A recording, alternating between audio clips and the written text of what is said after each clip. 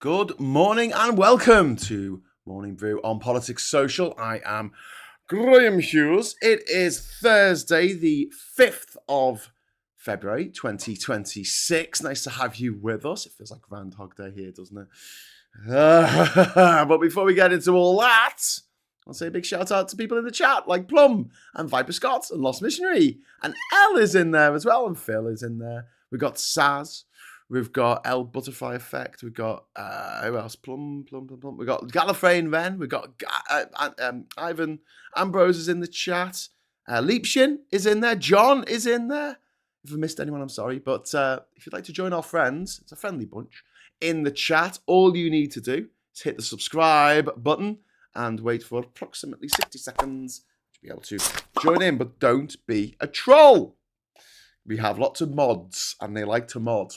They're also rockers at the same time, because that's allowed on this channel. Anything goes. Okay, so today we're obviously going to be talking about, oh my God, the fallout from the absolutely disastrous decision by Keir Starmer to appoint Peter Mandelson as the British ambassador to the US. I mean, we've got to talk about this, because this could be the end of Starmer's premiership, because it is such a bad judgment call, a really, really bad judgment call. And I'm sure that Phil and I, if you tune in tomorrow to the agenda, we'll be having words about this. But as far as every conceivable metric, as far as I'm concerned, it was a bad decision. But let's get to the crux of the matter. Yesterday, at PMQs, as predicted, it was a bloodbath, as predicted by me in the blurb that I wrote and the thumbnail what I made before the actual PMQ. Like, I knew it was... I mean, come on. I get some things right. Can I just have a little bit of credit when I don't get absolutely everything in life wrong? Please, just a little. Oh, talking of credit... I think I'll just make myself a little super chat goal since we're getting started. It's fine. But, Diz does like her confetti. So if you are interested in helping her out with that, not me, obviously. I don't see any of this. I spend all the money I get on non-alcoholic cider drinks for Diz. But yeah, I did say yesterday, when all my troubles seem so far away, when Starmer was going to be standing up there, what did they call it? I called it PMQs may turn brutal over Mandelson files. That's literally what I called it. And on the thumbnail, I put, this could get awkward, with a picture of Keir Starmer looking like, with a picture of Mandelson and Epstein. Zombie Epstein, which I kind of just recycled for today's thumbnail. I hope you don't mind. We'll be doing much better graphics tonight. Me and Mike Dix, we're doing a show called Drawn Together, which is going to be a live drawing experience that you'll be able to come and help out with. We're going to be drawing a cartoon of the events of the day or the week, and live. So Mike's got a camera set up so you can see him actually making it, and or screen share or whatever. And we'll be discussing his cartoon, and we'll be seeing the process that he goes through. So I think it should be funny and interesting and fascinating. And plus, you'll be able to give a bit of feedback as we do it. It's going to be 6 o'clock today. 6 o'clock today, new show here on Politics Social called Drawn Together with Graham Hughes and Mike Dix. No Adobe Acrobat updater. I do not want to, I don't want to reset my system. No, go away. Why would I want to do that to read a PDF? Something I can do on like anything. You need to reset your computer before you can read another PDF on. Okay, cool.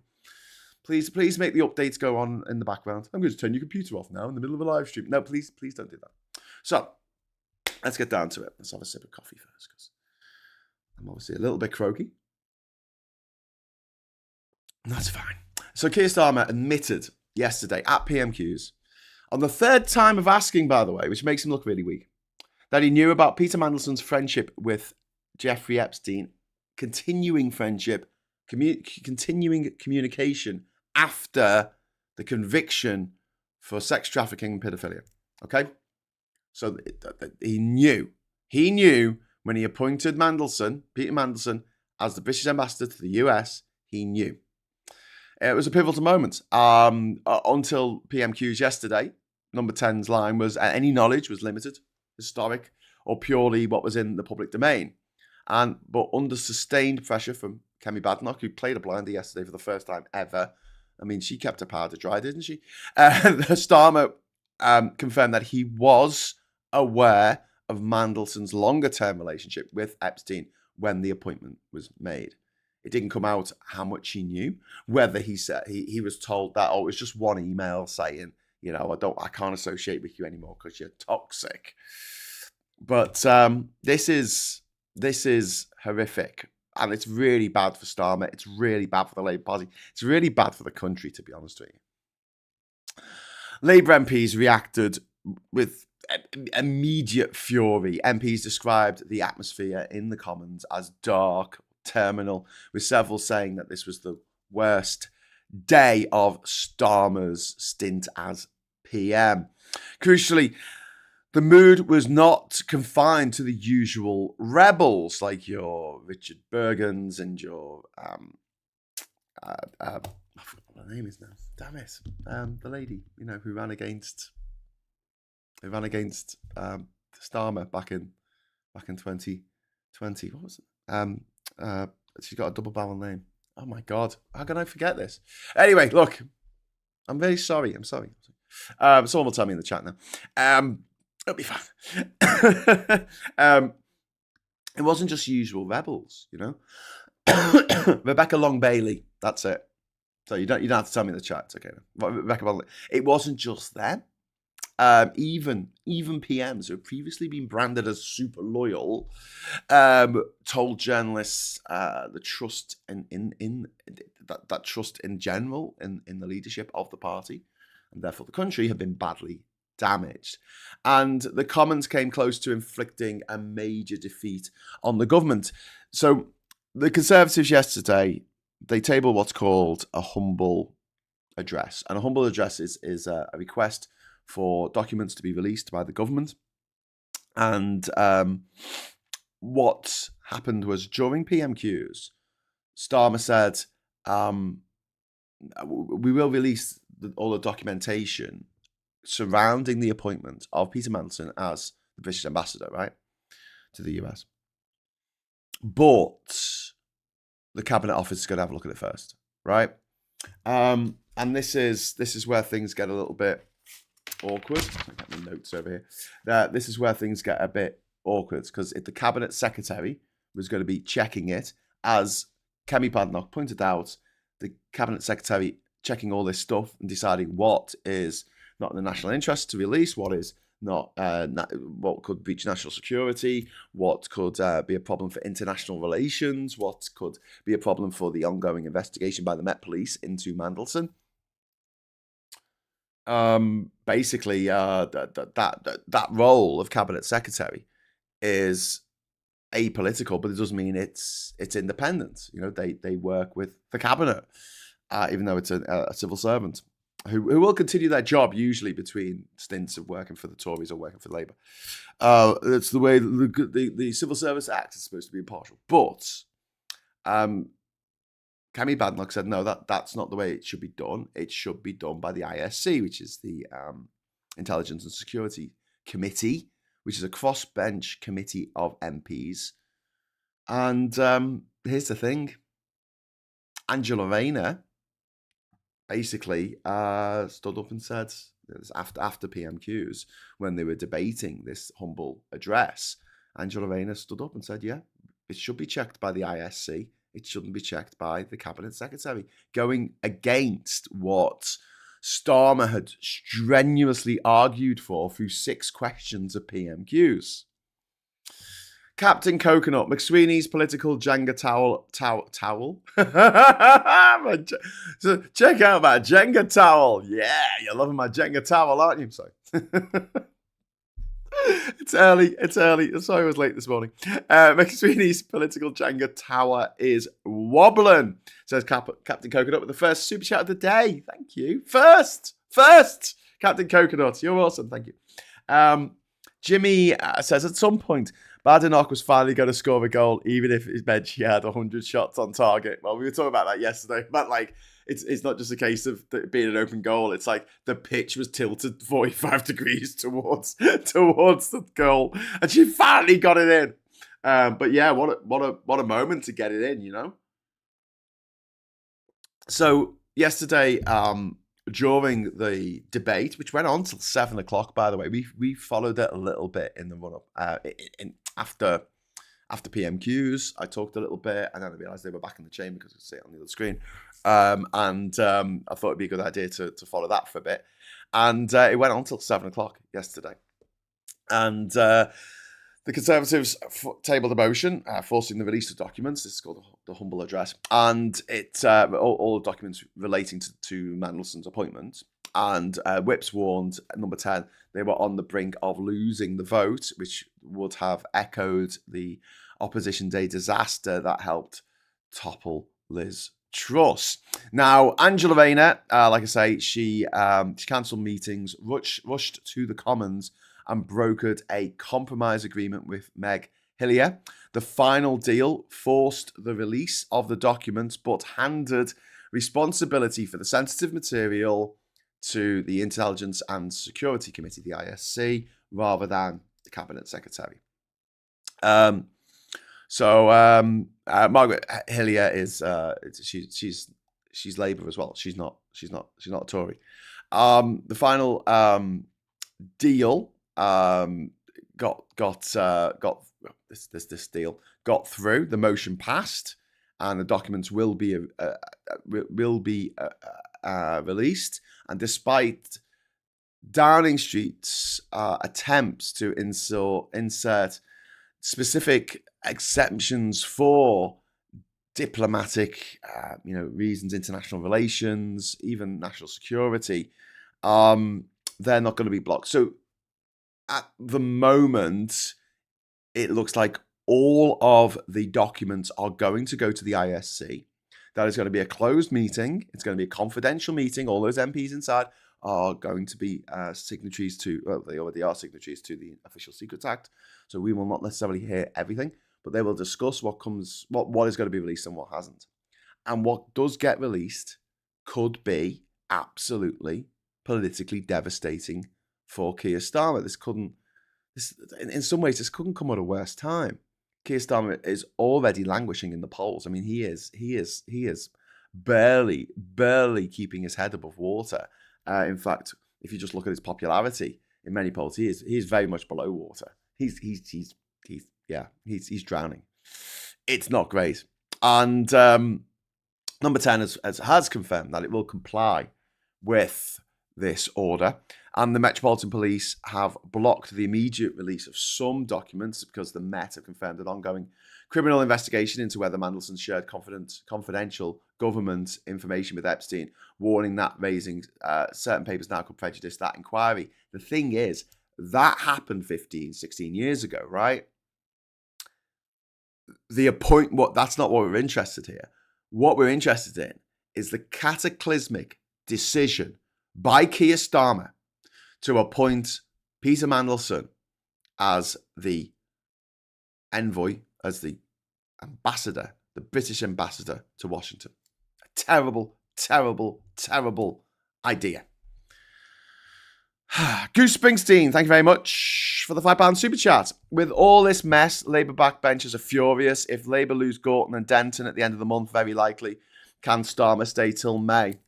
Well, I was going to get into this a bit later on, but my reckoning is that they will lose Gorton and Denton. And if they do, that's going to be the point where they finally jettison Morgan McSweeney. The Morgan McSweeney that the Prime Minister said that he had the the utmost confidence in yesterday.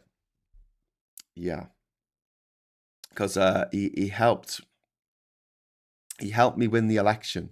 He said, "Yeah, you always know when a prime minister says about someone that they've got their total confidence in them that they're on the way out."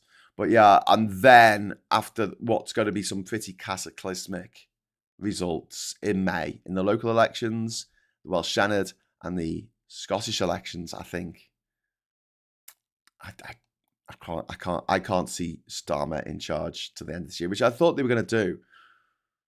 The only thing that I'll use to counter that narrative right now, or that way of thinking, is who the fuck would want that job? Seriously, you've got to think about this for a moment. I mean, being PM most of the time, it's not my job. Being PM while Trump is in the White House, not a fun job.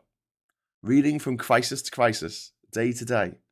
Trump's watched the movie Greenland on Netflix, and he's like, "Ooh, Greenland exists. Ooh, that's somewhere to go when the war all kicks off. We can go there with the bloke from 300 and the woman out of Firefly. Yay!"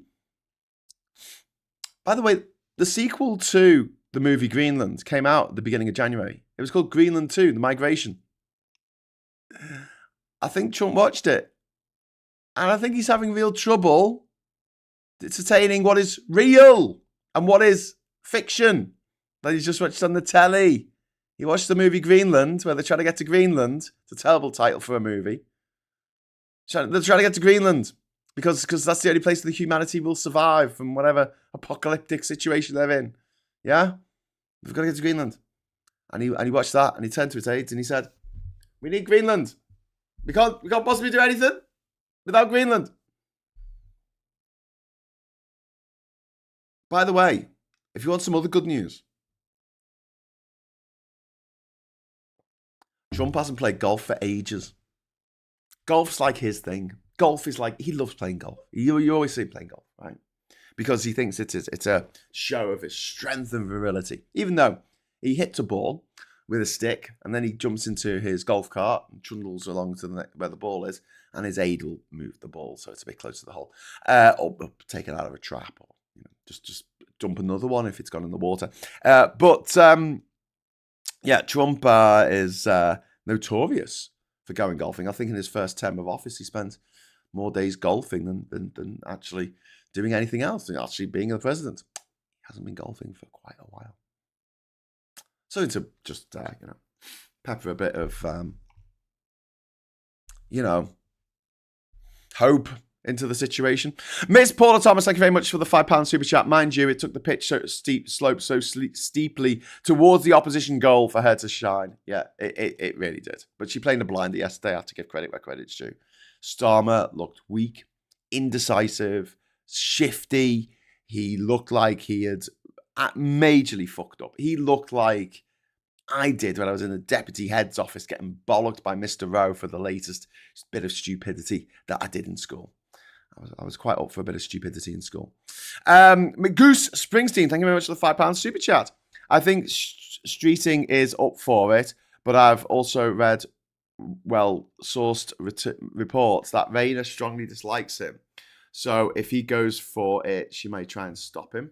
I think that a lot of people in the party dislike Wes Streeting. All my trans friends fucking hate him because he looks like a balloon. He looks like Otto, the autopilot from Airplane. He does, doesn't he? Plum, he can't even find his own balls. Like, let alone golf balls. Captain Coconut said, did they get rid of McSweeney, who is going to create these awful policies? I mean, we all know Keir can't think of anything on his own. There's two big problems with Labour at the moment. Well, there's a few more than two, but the major problems, as far as I'm concerned, is that they keep doing this stupid fucking thing where they'll announce something without actually thinking it through. And they won't get they'll go, okay, we're going to do this to farmers. And the farmers go, no. And they come into London with the tractors and say Starmer's a gobshite. And then they go, okay, well, we'll change the... And then the farmers aren't going to go, all right then, thanks, mate. Since you changed the rules for us, we're going to vote for you now. Oh, they fuck. So you've lost all those voters that you may have had. And also, you've gone back on what you were going to do. So you've looked weak to everybody else. And they've done this at least a dozen times now. Stop it. Stop marching all your MPs up to the top of the hill and he's going to fucking abandon them there. It's ridiculous. It makes you look incompetent and indecisive. And that's one of the big problems I've got with Starmer, his style of government. We talk about comms, right? We talk about comms a lot. So that's the other big problem, the communications. Right? So I can only talk about what I would do if it was me, okay? If I was in Keir Starmer's shoes, first of all, I would not have made Peter Mandelson the British ambassador to the US. I wouldn't have done that, right? I said it at the time. There is video of me on the internet saying this is a bad idea. George only, who wants to be PM at the moment, someone not that smart, I fear. That is the other worry. If you want to be Prime Minister at this moment in history, do you want to be Prime Minister for the right reasons? That is a question that needs to be answered. But here's what I would have done. Right, so these documents were released on Friday, right? And by Saturday, there were credible reports that there was documents in there pertaining to the relationship between Epstein and Mandelson after Epstein's conviction for pedophilia. And this is the thing that's blown Prince Andrew up, because he was still hanging out with him even when he knew he was a convicted paedophile. Okay? So, Saturday, I would have had a meeting with I wouldn't have just tweeted about it like Trump does, because we don't have a presidential system. I would have had a meeting, probably a COBRA meeting actually, because this is national security at stake. And I would have said, we need to make an example of Peter Mandelson, and we need to distance ourselves from him as quickly and as brazenly as humanly possible. So at 12 o'clock on Saturday, I would have called a press conference. I would have gone to absolute town on Mandelson, got ahead of absolutely everything, admit that we knew there had been correspondence after the conviction for paedophilia in the noughties by the conviction of Jeffrey Epstein. We knew there'd been correspondence, but Mandelson lied to us and told us that it was XYZ, whatever it was, right? These are the steps that we took in vetting him. This was the reasoning. We had a pedo in the White House, so why not have a pedo familiar as our that may seem to make sense at the time. It makes no fucking sense. Who's the ambassador now, by the way? Some bloke, privately educated, of course, but just some bloke. What difference does it make? The difference does it make on our tariff regime? What difference is it?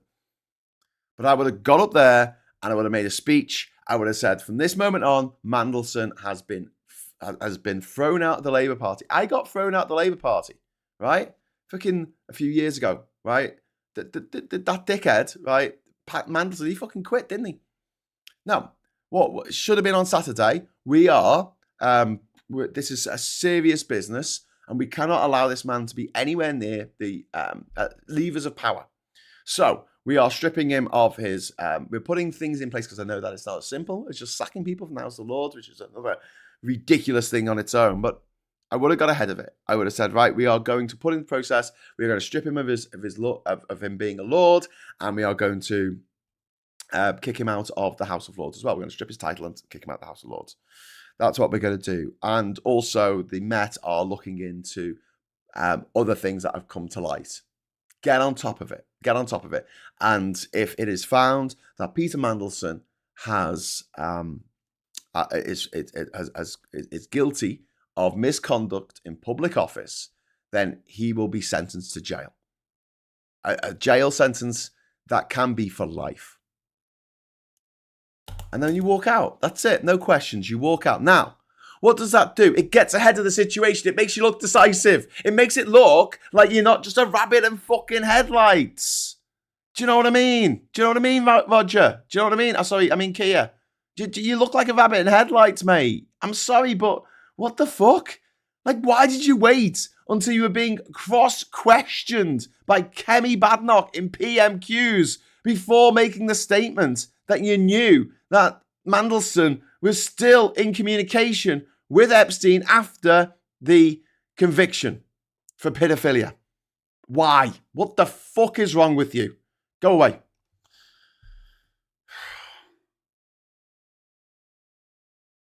Endlessly frustrating. Miss Paula Thomas, thank you very much for the £5 super chat. Streeting only has a majority of approximately 600 and he's not liked in his constituency. Yeah. Do you know what's really irritating as well? If he hadn't gone after trans people in the way that he did, and if he had used the opportunity to defend trans people, I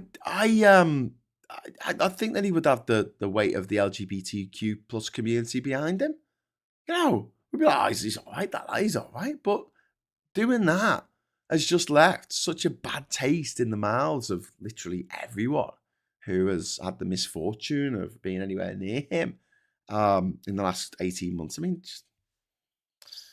yeah. Anyway, Ivan, thank you very much for the £5 super chat. Woohoo! Let's not forget that Badenoch is such a nasty piece of work. Evil bullying and hacking is morally reprehensible. She is a gobshite. I agree. But you're not. Ivan, you're a beautiful, beautiful man. And you have just unleashed the confetti!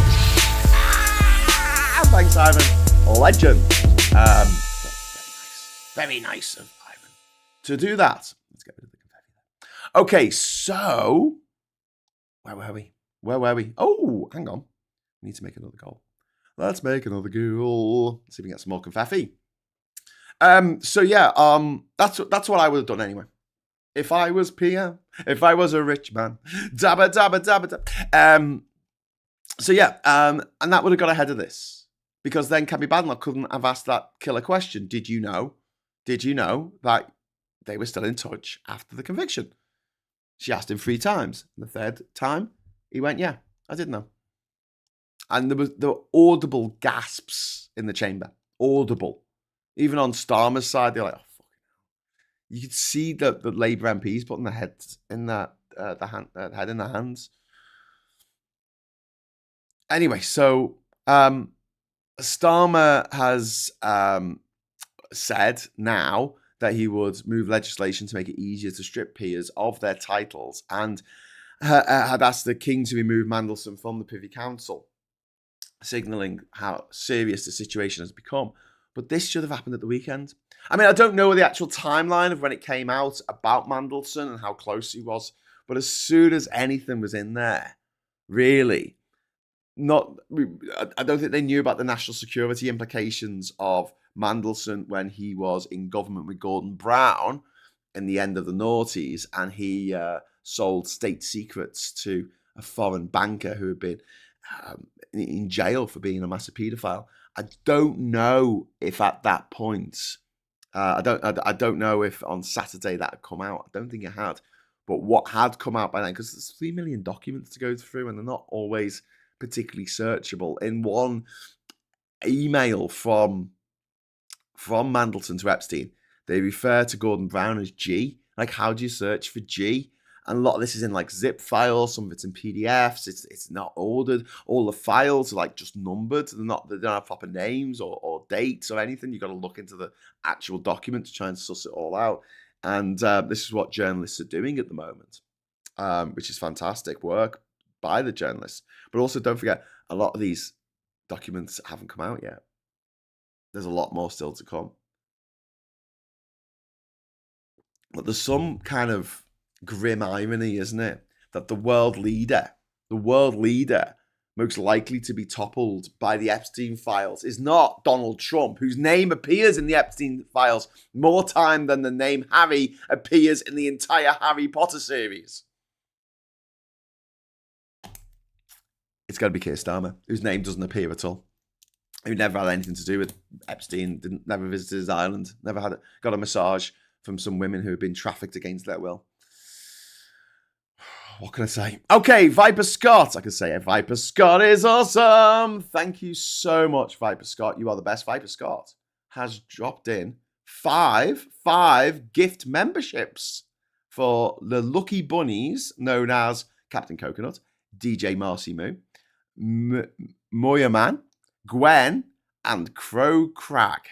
You are now all members of the channel. Welcome, one and all. You are awesome. You're awesome. Right, so now whenever Captain Coconut or DJ Marcy Moo or Moya Man or Gwen or Crow write a message in the chat, they will get a little rose after their name. They'll get a little rose, little lovely rose after their name, which is really cool.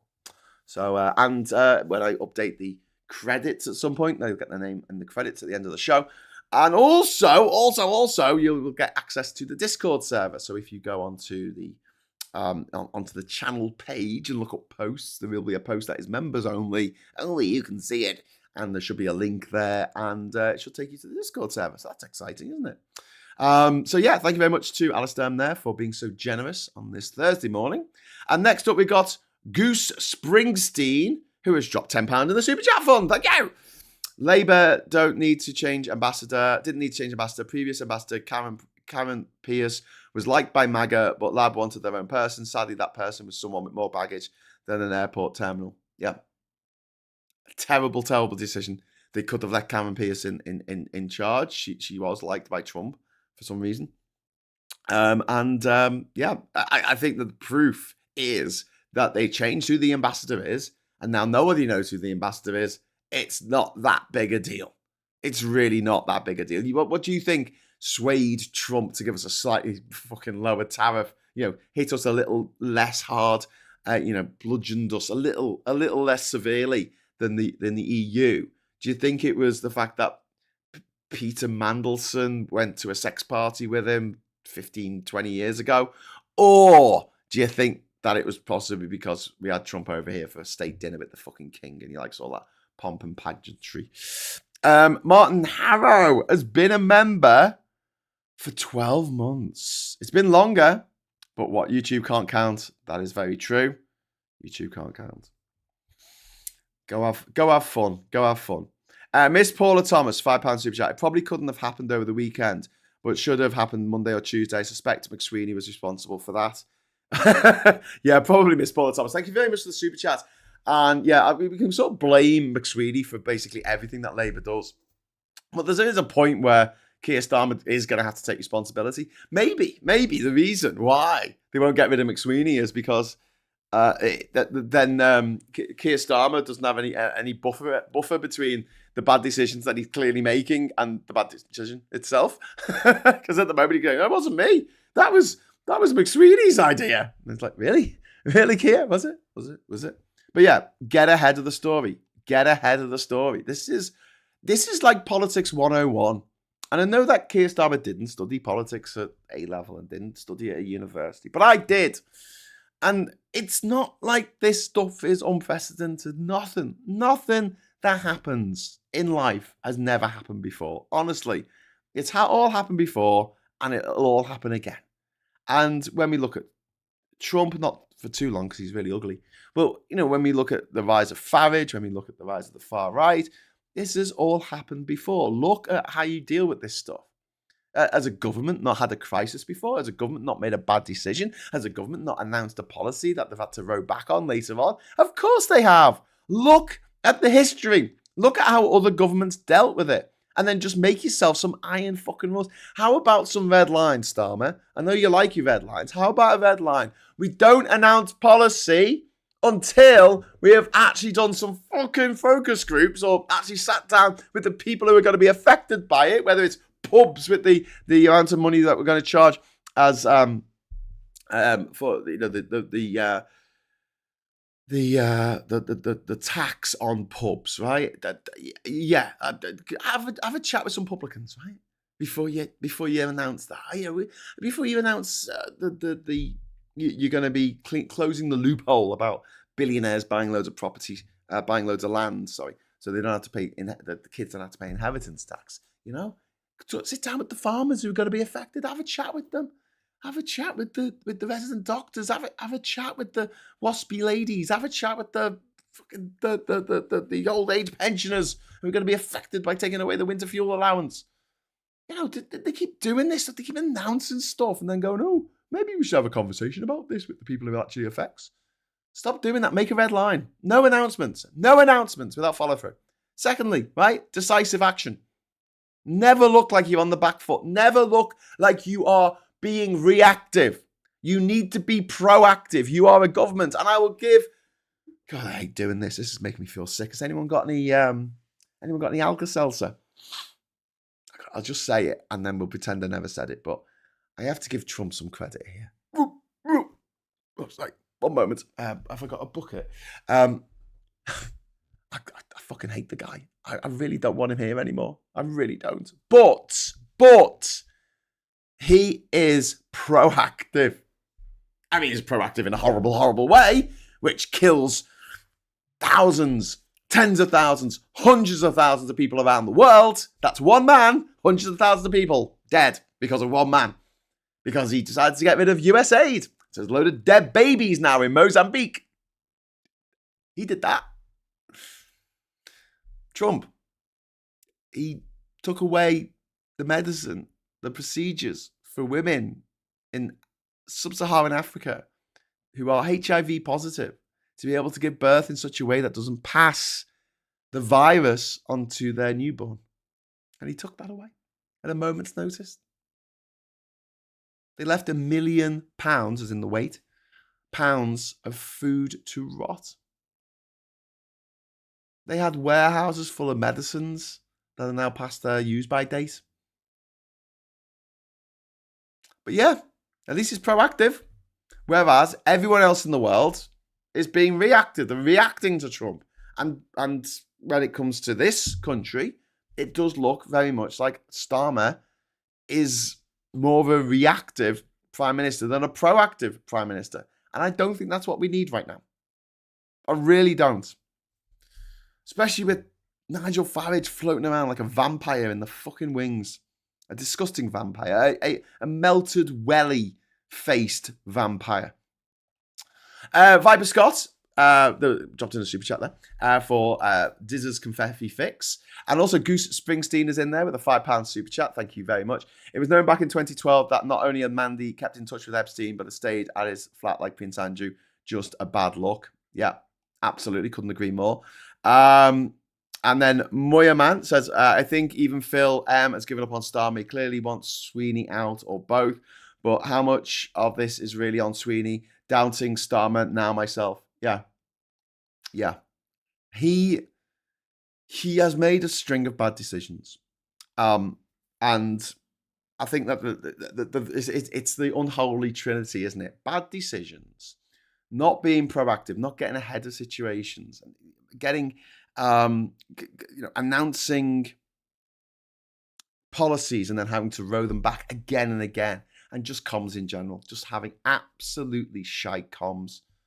Fucking, you know what? If you don't want to work with us, if you don't want to work with the great people who make wonderful content for you on the internet, fine. Work with an advertising agency.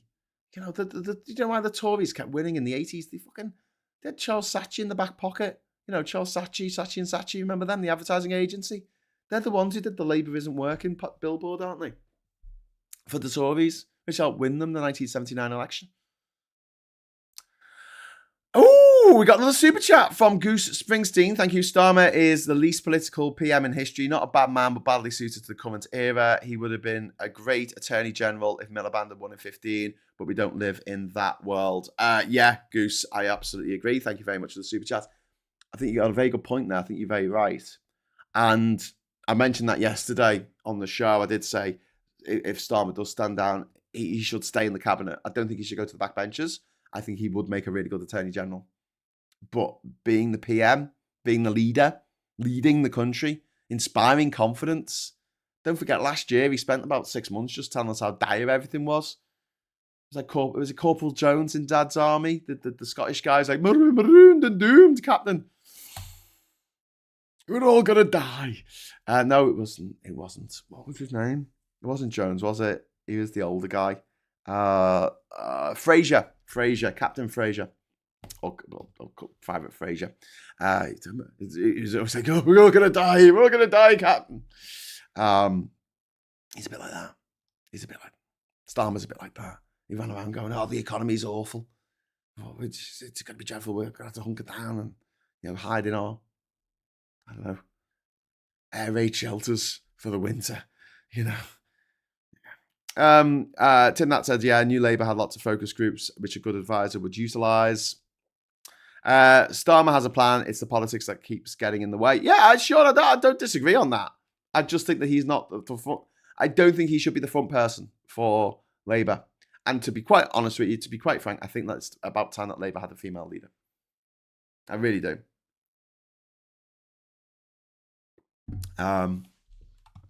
Tories have had 4 female leaders, and the Labour have had none. Roger said, I do wonder how much the constant battering Labour get on social media, press, etc., is colouring people's feelings towards the party. I feel it myself, and I'm a strong Labour supporter. Yeah, but this is the thing, Roger. This is when people said about the last leader, when they said, "Oh, it's just the media. It's just the media hate him." And I'm like, of course the media hates him. It's a Labour leader. Of course they're going to hate him. But he was a terrible leader. He couldn't inspire his own MPs. Never mind anybody else. He was just a really shit leader. There were the people in the cult who thought he was the fucking God's gift to humanity. But most people didn't. Most people took a bit of a dislike to him because he didn't seem to make a decision, because he was so indecisive, or seemed to be indecisive, fence-sitting, wanted to keep everybody happy. And I think Labour right now kind of do need someone who is proactive, is decisive, says what needs to be said, like a Mark Carney, who's unfortunately the Prime Minister of Canada. I only say that because he's not a bad Prime Minister. I just wish he was ours. They're actually saying what needs to be said in a state man or state womanly way. And I just don't think that Starmer's the right for this moment. So yeah, I think that the depending on what the fallout is when these papers get released, I think that the person who really pushed for Mandelson to become the ambassador, Morgan McSweeney, I think he's going to be given his marching orders, or he will resign. He will resign because it's the right thing to do, to spend more time with his family or whatever bullshit they come out with. I think that Starmer will stagger on. I'd be very surprised if he goes this week. But I think that after the May elections, I think that's going to be it. The backbench MPs are so frustrated with him. He has constantly made relations between the front benchers, the government, and the backbenchers quite strained with some of his policy proposals. And I just think that the benefit of the doubt only goes so far. And the jubilation of the Labour MPs when they won so decisively in 2024. And yes, I know it was a wide but shallow vote, but when it comes to just targeting the places that needed to be targeted, they fucking did it. They fucking did it. They smashed it. They absolutely smashed it. And I guess that a lot of MPs are very, very grateful to Starmer and maybe even Morgan McSweeney for helping make that happen. But that gratitude, especially for the MPs that maybe didn't come in for the first time in 2024, the MPs who have been there for a while, maybe MPs that were first elected in 2010 or even before that. I think for them, the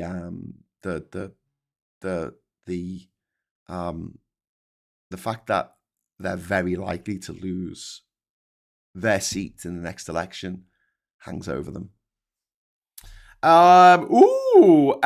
Ivan, enough. Boris Johnson. That's all I'm going to say. Thank you very much, Ivan, for the super chat, and also for triggering off the confetti, which will fire off the confetti cannon in a moment. 3, 2, 1, go!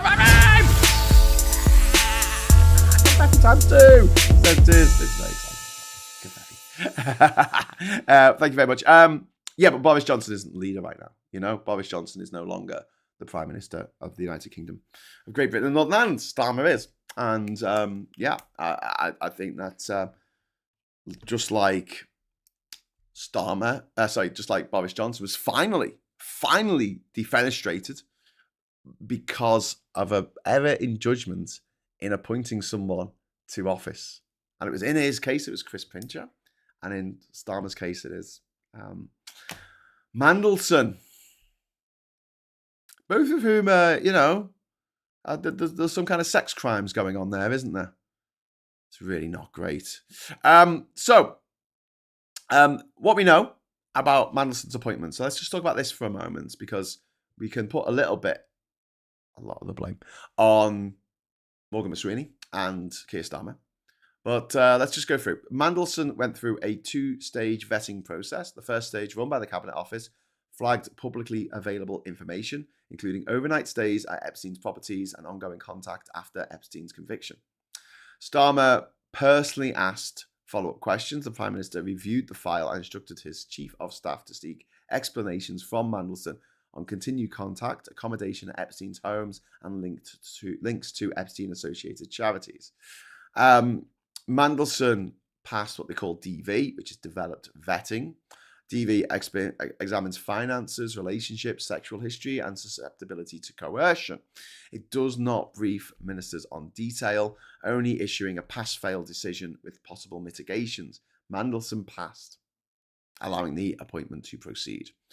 The new Epstein files changes the picture after the appointments because materials released in late 2025 and 2026 suggested that the relationship was far deeper and more sustained than Mandelson had admitted, prompting his dismissal and triggering the current crisis. And don't forget, Mandelson was first yeeted out of his role as ambassador back in September when a tranche of Epstein documents was leaked.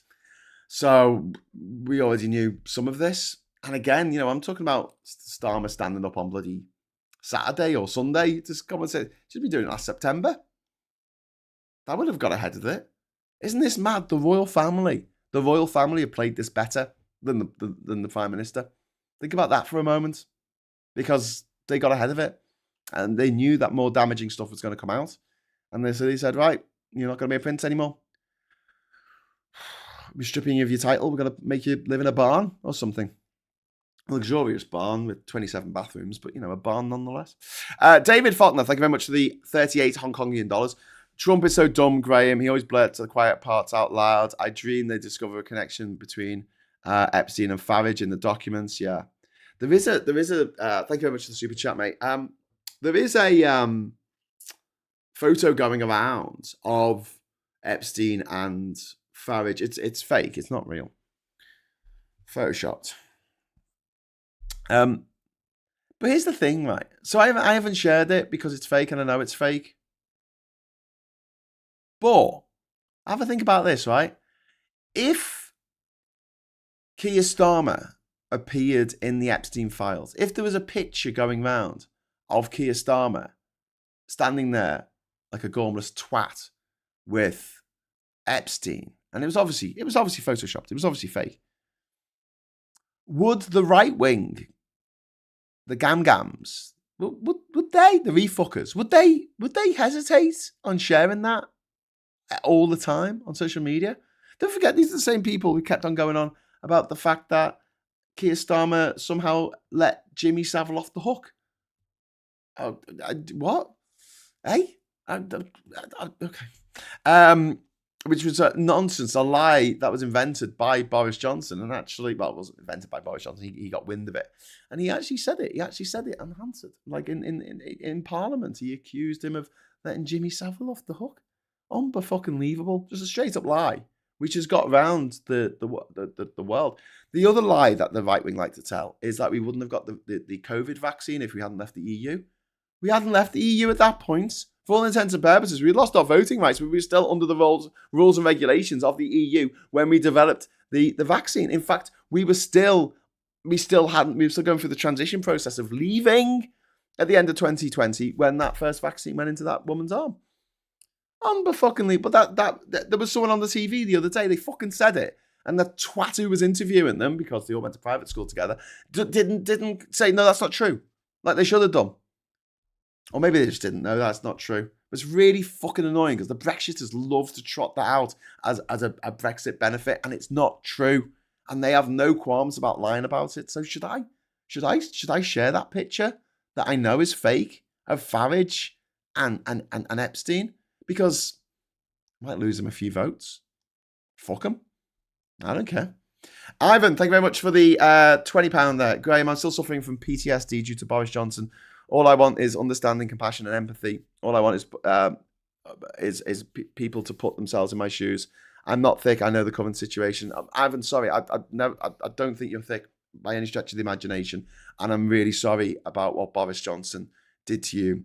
Boris Johnson is a fucking monster, mate. If I had my way, he would be behind bars, absolutely behind bars for the horror show that was Britain under the pandemic as a result of catastrophic failure to lead, to actually turn up to COBRA meetings and to be decisive and to decide what needed to be done in a timely manner. Tens of thousands of people died unnecessarily, as we know, because of Boris Johnson. And where is he now? Probably in the south of France with his trotters up. So yeah, I'm sorry, Ivan. I'm not diminishing that at all, and the suffering that you've gone through. And I think that all of us can appreciate that it was a period of sort of collective misery, if you like, and we all have our own scars from those days, from those dark days. The good news is, I guess, they are over. Boris Johnson's no longer the Prime Minister. But today on this show, I'm talking about Mandelson. I'm talking about Keir Starmer's failure of judgment, his error of judgment to promote this twat, this gobshite, this, Boris Johnson-esque twat into, he just wants a good time, just wants a party, just want to hang out with the rich people, to a position of quite substantial power as the US ambassador, the British ambassador to the US. So yeah, I'm sorry, Ivan, if that came across as dismissive. I didn't mean it to come across as that. It's just the topic of today's show is a particular thing. And yeah, Boris Johnson, gobshite, don't get me wrong. Yeah, if you go back and watch any of my videos from the pandemic, I'm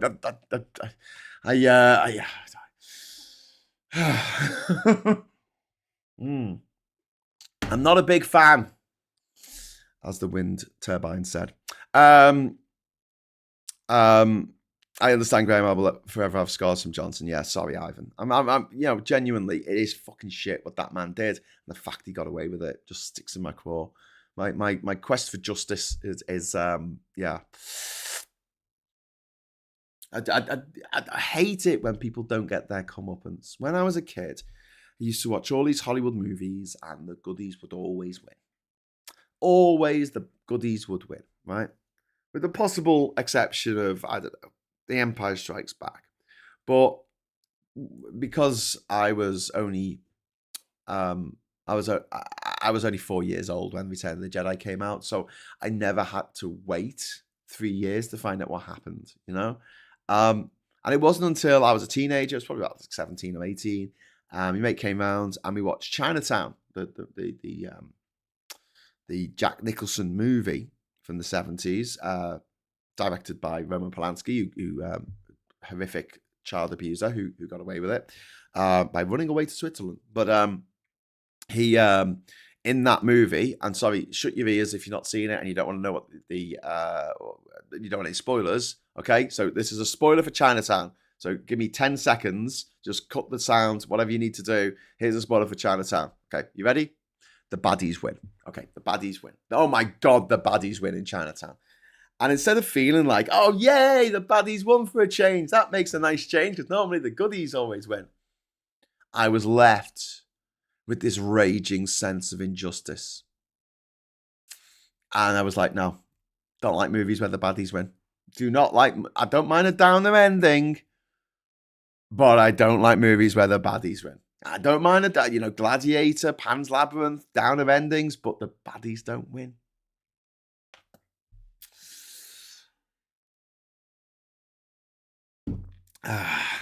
Grave of the Fireflies. That's all I'm saying. Bit too early to get into that. Anyway, so oh my God, the most depressing movie ever made, ever is a Japanese anime called Grave of the Fireflies, Studio Ghibli. And apparently, when it came out, it was bundled with My Neighbor Totoro, which is like a really wonderful, whimsical story, about kids making up, and their imaginary animals in the forest. And they bundled it with Grave of the Fireflies. It was about two orphans in the wake of the bombing of Japan, and things do not go well. So yeah, when the baddies win, And that's how I feel about Trump and Farage and Boris Johnson. These motherfuckers, they get away with it. It's not just the bad things that they do. It's the fact that there's this two-tier justice system where if you and I, accidentally, with no malintent, do the wrong thing. We drive into a box junction because we think the exit's going to be open. Then someone changes lane, so they take the space, and now you're in the box junction. You get a photo, you get an £80 fine through the post for stopping in a box junction.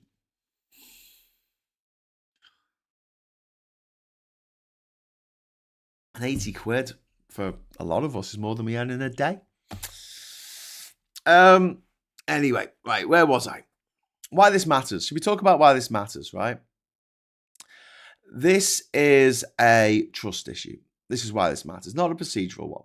Labour MPs repeatedly stressed that Starmer campaigned on integrity, competence, being the adults in the room, knowing about Mandelson's Epstein links and appointing him anyway cuts directly against that promise. The Epstein connection supercharges the political damage that Labour are facing now.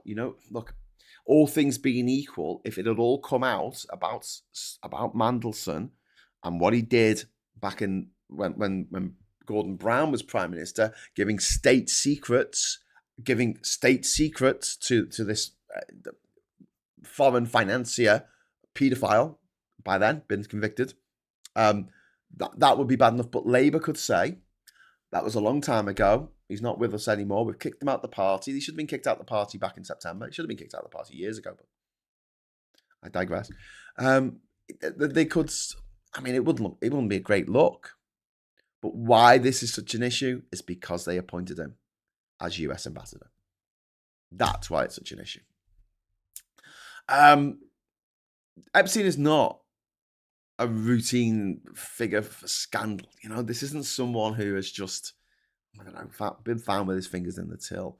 This is a man whose crimes include, for decades, hundreds of women and children, sexual abuse, coercion, elite protection networks, and any suggestion of minimalization of what this motherfucker did and the people around him got away with, or in curiosity, it's politically radioactive. Do you know what I mean? Like, it is so bad for the Labour Party. It's so bad for the look of the Labour Party. It's so bad for the look of Starmer to have put this guy in a major, probably the most important diplomatic post there is. And Starmer can't just blame officials or processes or whatever. PMQs, he said the system failed. I think MPs now believe that the decision was a political judgment, and that judgment absolutely failed. He thought, well, Trump's a gobshite, so I'll put a gobshite in and we'll get good things out of it. Didn't work. We still got tariffs slapped on us. We still got a bill for our NHS. It's just got to go through the roof. 1.5 billion pounds it's going to cost us now, more our taxpayer money, more on medicines from America because Trump's put the price up. Did Mandelson stop that from happening? Did he fuck? And now Downing Street again, it looks reactive, not proactive, and error prone. This follows. This isn't just like a one-off. It follows previous crises where Number 10 misread its own backbenchers and had to be rescued at the last minute. Just like when they tried to bring in changes to PIP over the summer.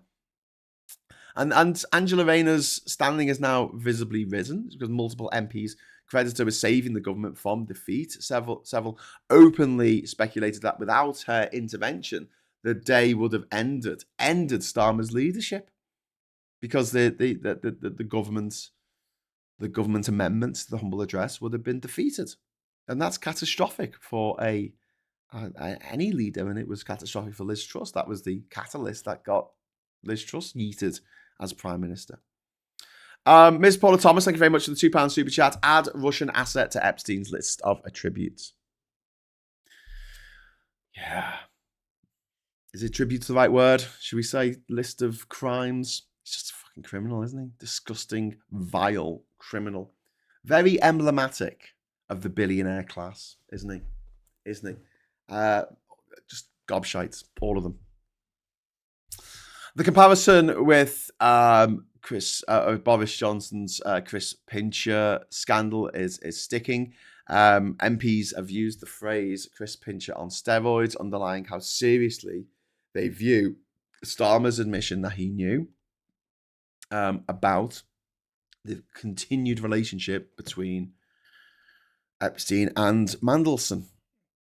The backbench anger at the moment is intense, but not.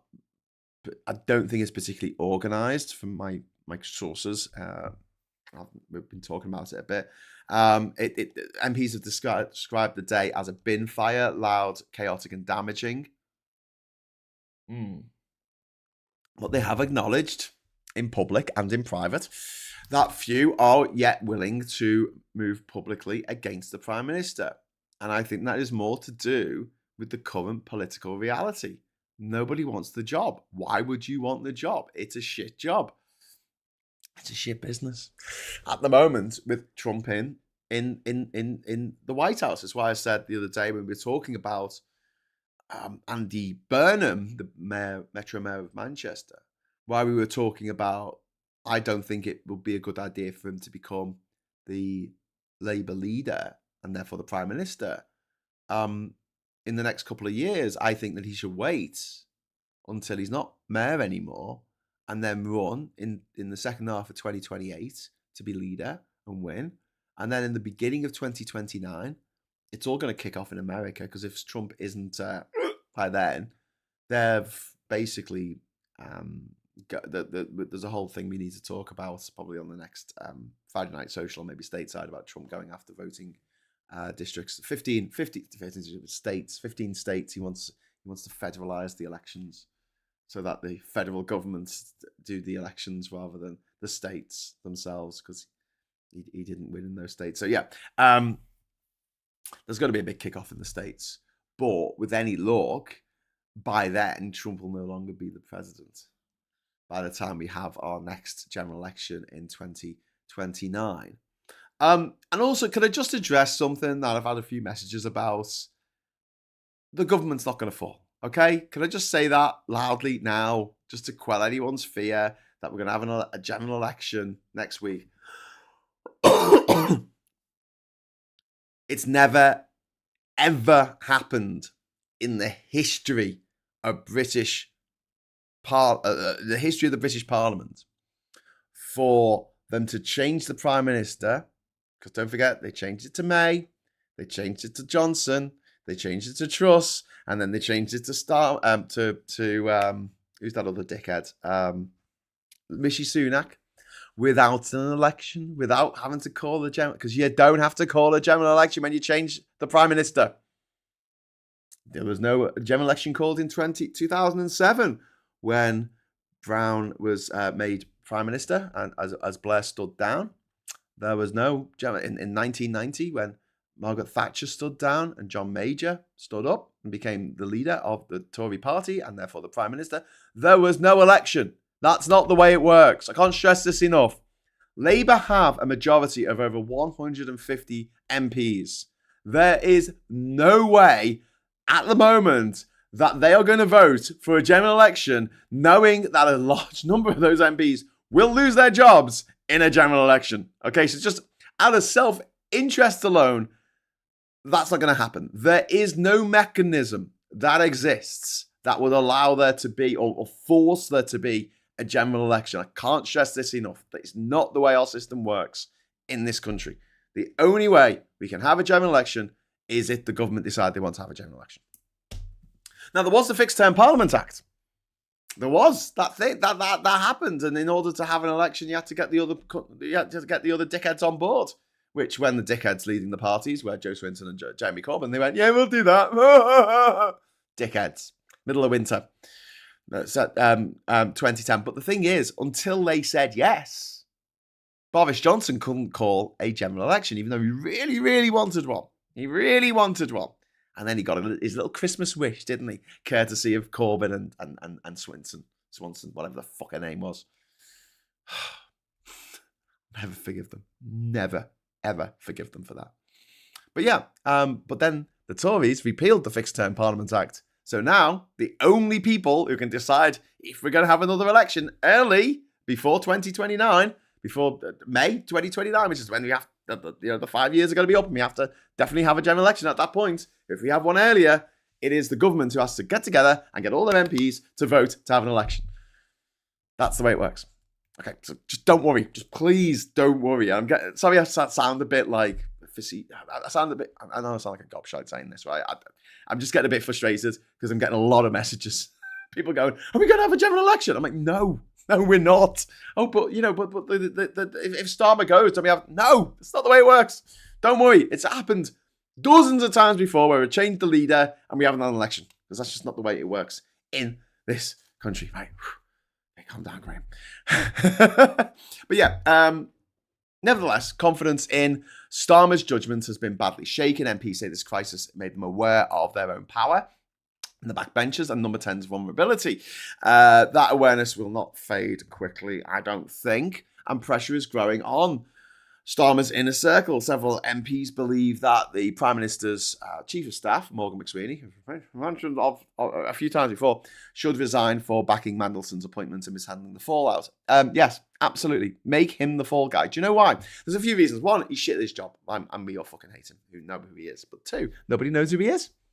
Nobody knows who he is unless you are into your politics. Unless you're really into your politics like I am, right? And you are. No one knows. No one knows who fucking Morgan McSweeney is.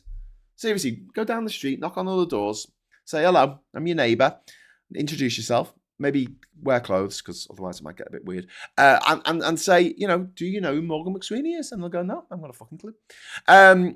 So get rid of him. Get rid of him. Get rid of him. Make him your sacrificial lamb.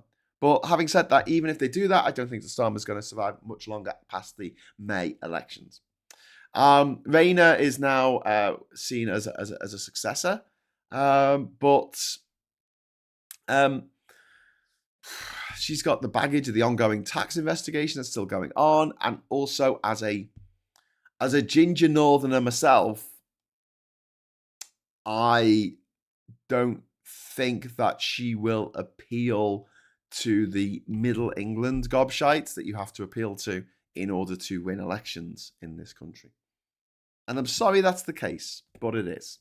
And yeah, maybe it'll be the shot in the arm we need. I don't know. Anyway, so what happens next? The ISC, the Intelligence and Security Committee, will now review the documents. This process, this will probably slow the process, but MPs expect there to be further damaging revelations once the material is cleared for release.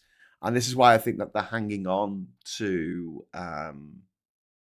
Morgan McSweeney for now, because I think they're just waiting until it gets really, really, really bad. And they're like, quick, we need to sack someone. And then they point at Morgan McSweeney. The police investigation hangs over everything. If evidence emerges that Mandelson passed confidential government information to Epstein, obviously the political fallout will intensify, regardless of Starmer's personal involvement in any of that, because obviously he wasn't even a MP at the time, and never mind part of the government. Starmer will try to change the subject, I'm sure. Today he's giving a talk about new domestic policy, including a pride in place regeneration speech, not a resignation speech, a regeneration speech, where he's talking about people being able to do up their own areas, which I really agree with. I mean, this is sorely needed. I want people to take pride in their local environment, and that I've been saying this for years. Actually, we should have a sort of dad's army.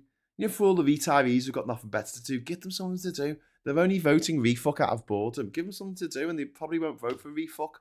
Just one moment, because we've got another super chat from Ivan. Thank you very much. Mr. Rank Hypocrisy and Double Standards Farage is now speaking on Mandelson. Farage speaking about decency and integrity. Give me a break. Yeah, he is a massive hypocrite. And if you had a decent journalism class in this country, that would be yeah.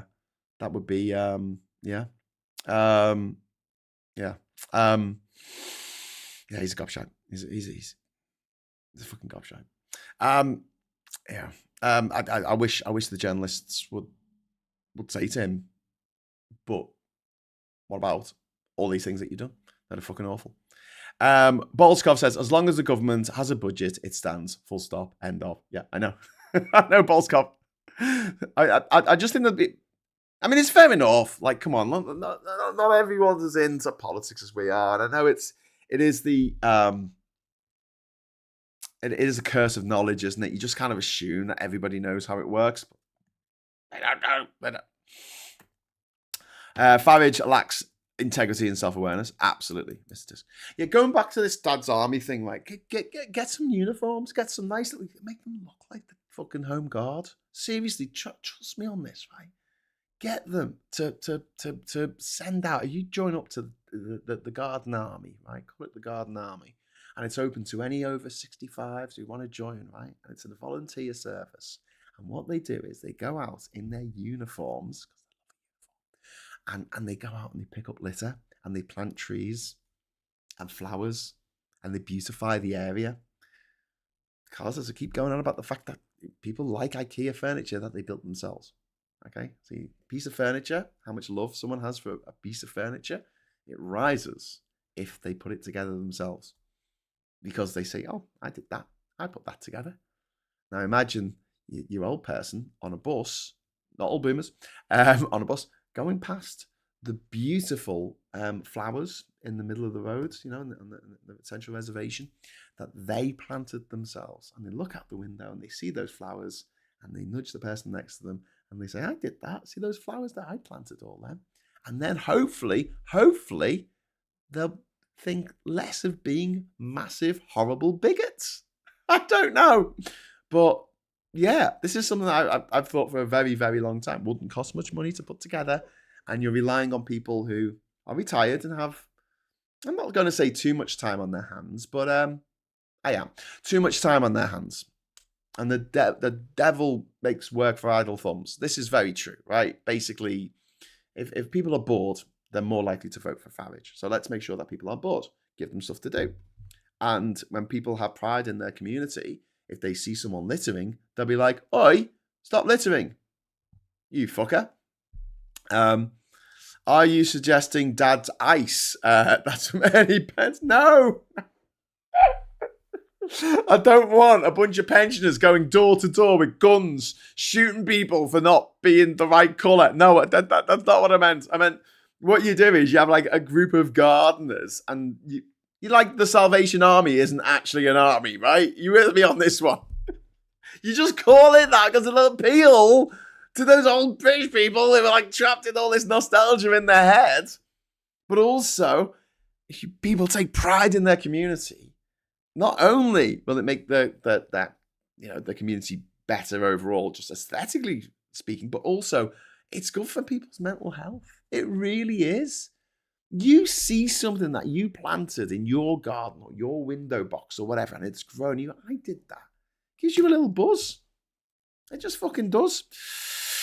Woo! Thank you very much for the SG. For the £10 super chat. Have you seen 2073 by Asif Kapadia? Yeah, I saw it with Asif. I sat next to him.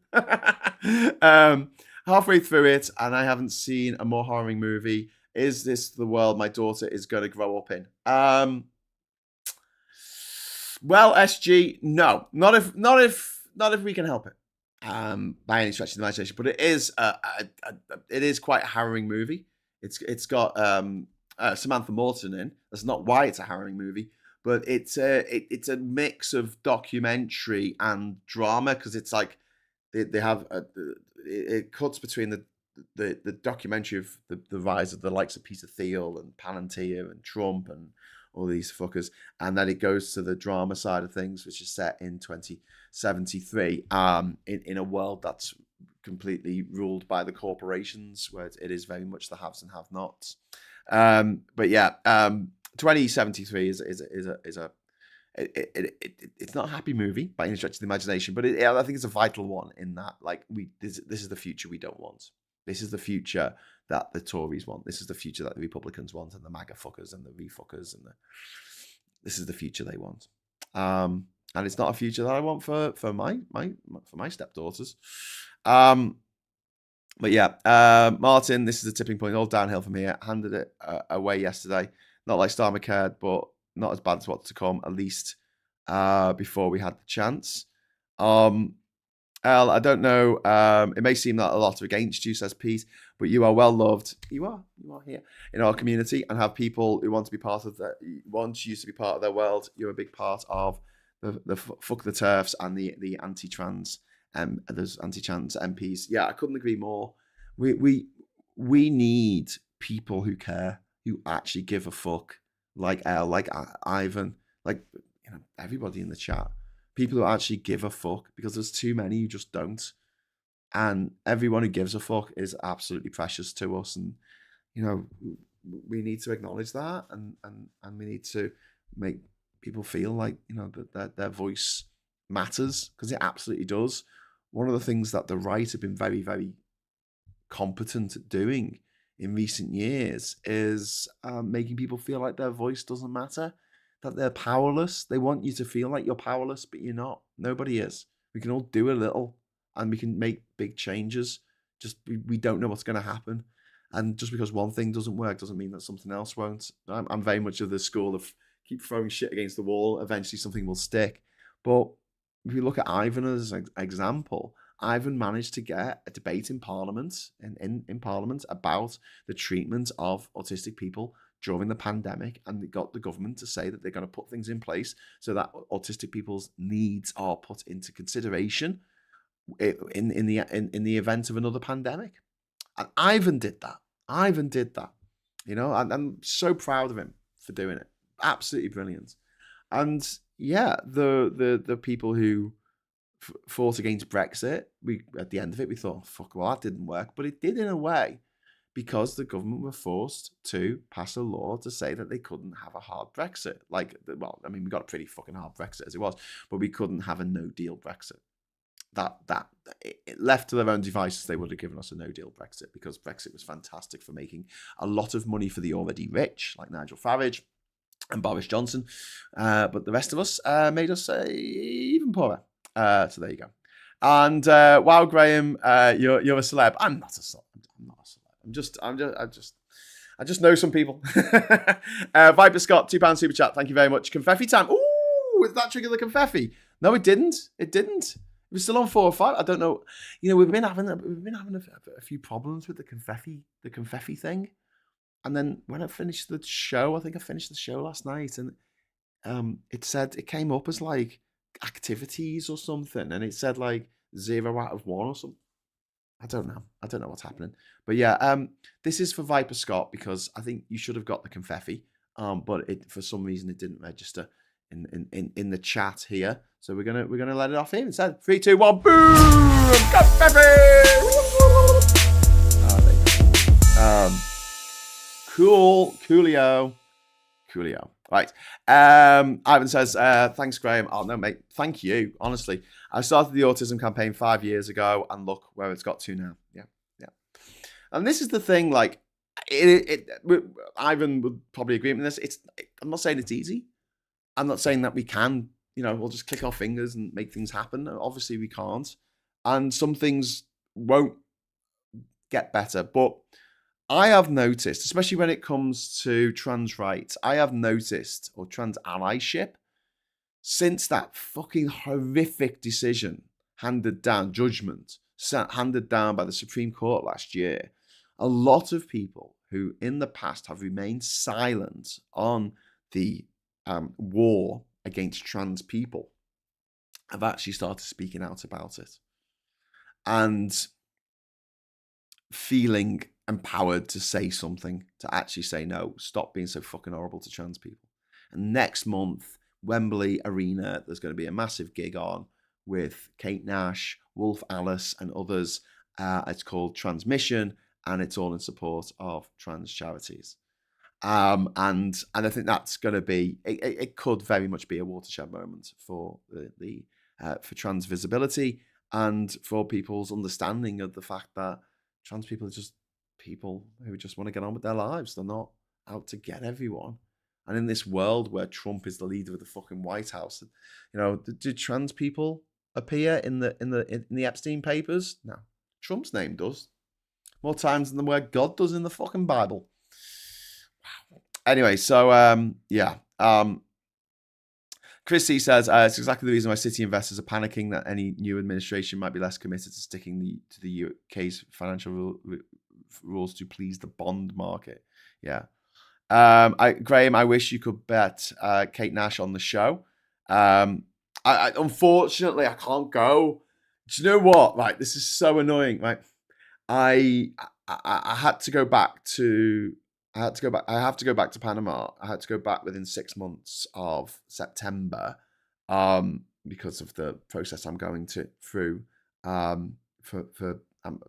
There's a whole process I'm going through to try and sell the island over in Panama. So I'll have some money to, not go on about bloody super chats for a little bit, I guess. But it would be nice to have some money, pay off my debts mostly, because I am struggling to just keep my head above water at the moment. But it is a fucking process. Part of that process is I need to go back to Panama, right? And I could have gone now. I could have gone in February, but I decided, well, I'll be here till my birthday at the end of the month, February 28th. And then the next, I'll leave a few days after, and I'll be away for a month because I've got to paint the house and fix a bunch of stuff and build a walkway, and I had to work on the wall that we built a couple of years ago. So there's a lot of stuff to be done over there, and I'll be taking you with me. Obviously, I'll be doing daily shows from the island. But it was literally, I booked that, and then the next day, Sarah, the next day they announced the transmission show. I was like, no, you gotta be kidding me, because it meant I was going to be away for transmission. And Wolf Alice is one of my favorite bands in the world. Right now, look at this. This is behind the camera. This is look. Wolf Alice, Glastonbury. Set list. I was the only one who got one, I think. Showing everyone my midriff there. Sexy! But yeah. So yeah, big fan. And apparently they're going to do an acoustic set. So gutted. There you go. Graham, you're fibber. You were born in the same year. You're not 28. No, my birthday's on the 28th. Oh, to be 28 again. So yeah.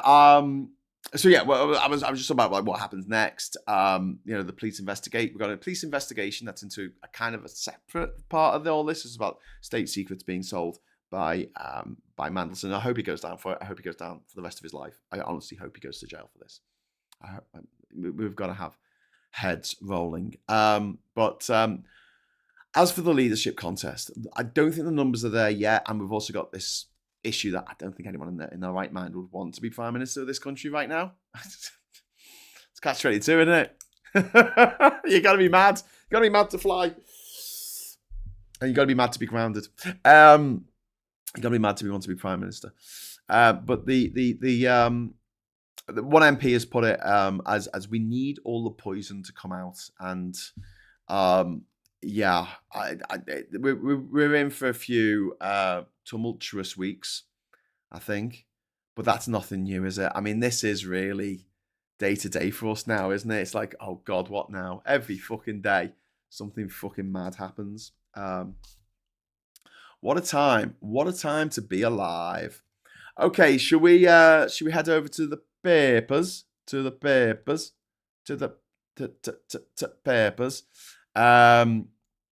Boo.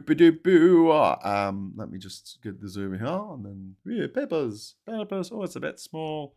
Make it bigger. Make it go big. We've got the I paper there on the left hand, past the duchy on the left hand side. The end of the GP smear test. This is a really cool story here on health in the I newspaper here. Smear tests, and obviously I've never had one because I'm a boy, but from what I know through girlfriends going for smear tests, it's fucking horrific. It's a really horrible process, a really horrible, invasive process. But it looks like they may be able to look for. They're looking for cells that might turn cancerous. And it looks like they might be able to do it from menstrual blood rather than through actual scraping the inside of your cervix. It's sorry, I'm so squeamish. That's why I could never be a doctor. That, and I'm not clever enough. But apart from not being clever enough and being really, really fucking squeamish, I'll make a great doctor, me. This could be a real game changer, and it would mean that women, because going for your smear test, it's unpleasant, and women sometimes put it off and skip it, or they've got something else to do. If you've got quite a simple test that you can do, brilliant. So that's a bit of good news. I like. Do you know what?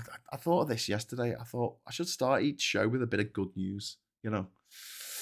But that's a bit of good news there. Medicine. Okay, next we've got Starmer isolated. Labour MPs losing confidence in the Prime Minister. And then we've got the Times. Starmer fights for future over Mandelson scandal. We've got a story here. Palestine Action Group acquitted of vandalism. A jury acquitted 6 Palestine Action activists yesterday, mounting a raid on an Israel-based defence company's factory in which more than £1 million worth of military equipment was destroyed. And a police officer was left with a fractured spine. So, apparently they've been acquitted of vandalism. The acquittal prompted calls for an investigation into jury tampering after posters were put up near the court encouraging the jury to return a verdict according to their conscience. Okay, well, we'll get into that some other time. In the news, the Times has got this. I've never noticed that before. Do they normally have that? In the news, graduate tax. Deeply unpopular student loan system is doomed and could be replaced with a graduate tax, according to a former director at the student regulator. That does seem sensible to me. Student knife attack. An 18-year-old man was arrested on suspicion of murder. After a student was stabbed to death, near De Montfort University in Leicester. Chagos deal. Downing Street still believes US will back its deal to hand back the Chagos Islands, despite President Trump calling the plan an act of great stupidity. Trump is an act of great stupidity. We've got arms race fears. Russia said it was ready to take decisive measures to counter threats as its last arms control treaty, the START treaty with the US, has ended, raising fears of a new arms race. Good luck with your arms race, fucking Russia. You've got no fucking money. FTSE hit a new high. The FTSE 100 closed another record high. And then in-match adverts, ITV will show adverts taking up half the screen during its Six Nations coverage, a landmark moment for television broadcasts of sport in the UK. Buy things. And then we've got this story in the Daily Mail. Starmer in grave peril as Rayner twists knife. Punctured perhaps beyond repair, said Keir, deflated before our eyes. Kemi kept bayoneting him. God, they're obsessed with the fucking war. Honestly, I'm so over it. I'm getting to the point now where I'm just like, do you know what? I couldn't give a shit. I couldn't give an absolute shit about World War I or World War II. I feel really bad about that because I know that people gave their lives and lots of people died and it was fucking horrible and there was mud and there was bombs and but fucking hell, the absolute mind-boggling obsession with those wars above all else, above the Boer War, which no one goes on about these days, Napoleonic Wars. I mean, they were kind of devastating in their day. The 6 Day War, the Iraq invasion. I don't know. I just wish we stopped going on about it now. It's too much. Maybe once a year we would gather in quiet dignity to remember the sacrifice of those who came before. Maybe just one day a year. That'll do me. But every fucking day, it's bayonets and fucking Spitfires. I couldn't give a fuck. All right, I'm sorry. I'm sorry that people's family members died in fighting these fucking wars. But I didn't know them. I never met them. I had family members who died in the fucking wars. I think everybody did, except for the very rich, because obviously they have protected professions, and that's how they got to pass on their seed. But yeah, the rest of us. But yeah, Jesus, being bayoneted. Remember the war? The war. But yeah, that's from Quinton Letts. I don't think many people who went to comprehensive school are called Quinton. Just saying. So back to the papers. Rayner turned on Starmer is on the front cover of the Telegraph, and also Alistair Heath, also privately educated. Welcome to the humiliating death throes of this sordid regime. So, sorry, Alistair. That's not how you spell Alistair. Sorry, just because your parents didn't know how to spell Alistair. Sordid regime? Sordid? What the fuck? Regime? What the fuck? Sordid, the word you used. Sordid regime. This is the guy, big supporter of Boris Johnson. Boris Johnson had parties during lockdown when the rest of us couldn't see our loved ones. Massive parties. The night before, the Queen, on her own, buried her husband. And Boris Johnson and his mates were having a big fucking piss up in Boris Johnson's house. They were fucking in cupboards. They were throwing wine up the walls, the cleaning of which was paid for by you, the taxpayer. They were vomiting on the carpet. They broke the swings in the back. Sordid. You want to talk about sordid? Donald Trump, who Alistair Heath also has affection for. Sordid. The man who 30 women have accused him of sexual assault. The man who was found culpable in a court of law. A court of fucking law. For sexual assault, for rape. And for E. Jean Carroll. The man who was mates with Epstein. The man who bragged about being able to grab women by their genitalia because he's rich and he can get away with anything. Sordid. Have you seen what he's done to the White House? Turning it into some fucking disgusting 70s fucking plastic dipped in gold fucking ornaments on the wall brothel. An upper class fucking sex house. Sordid. Sordid. What, like getting the insurrection to happen against the US Capitol building? That was pretty fucking sordid. $3 million worth of damage. 150 police officers injured. Police officers stamped on. Police officers tasered. 9 people died as a result of that. Is that sordid? Is that sordid enough for you? What about stealing documents? Sensitive US documents. And storing them in the toilet in fucking Mar-a-Lago and handing them over to the fucking enemies of the United States, leading to the deaths of over 150 agents in the field because their identities were revealed. Sordid. You want to talk about sordid?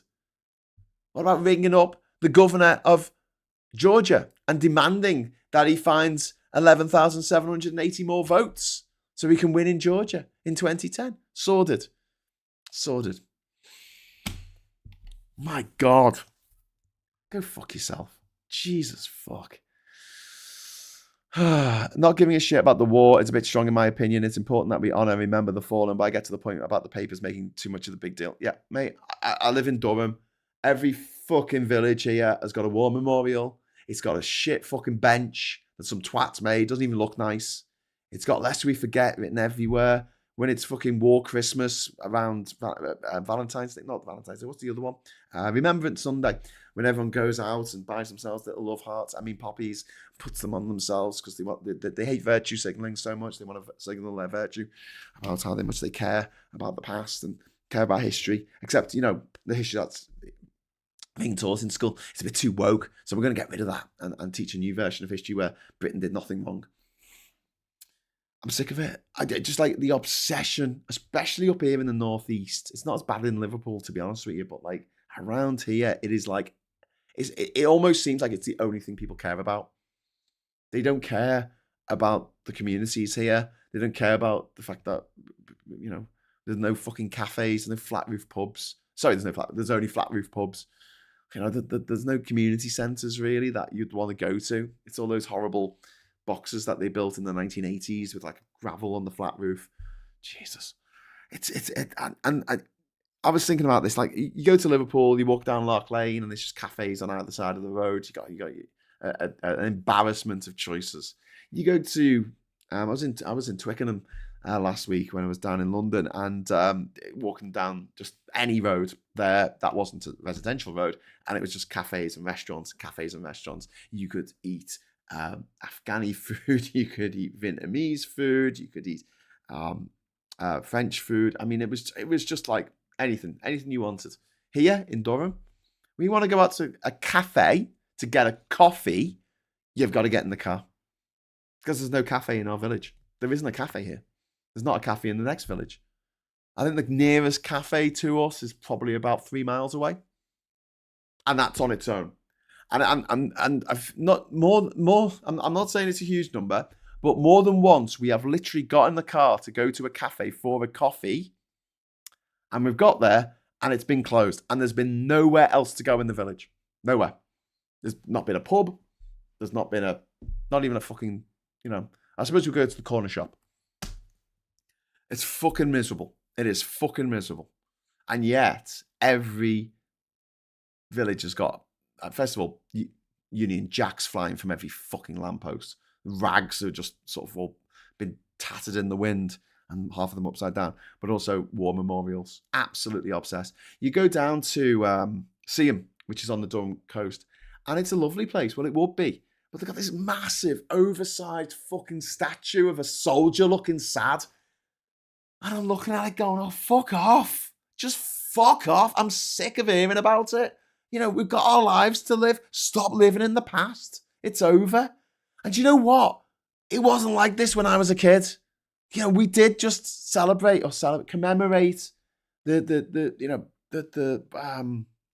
what happened, the sacrifice that was given. We had a minute silence actually, we didn't even do that in school. Do you know what? We didn't start observing a minute silence to the middle of the 90s. Up till then, we just didn't do it. And it was because a lot more people who went through that shit were alive back then. And they didn't want to fucking relive it. They didn't want to feel all that shit again, all that grief, all the PTSD coming back to the surface. There was a quiet dignity in that. But as soon as that generation were just in the vanishing minority, it was like, whoa, war Christmas, let's put up loads of fucking banners and war memorials and ugly fucking war memorials and go on about it and on about it and on about it.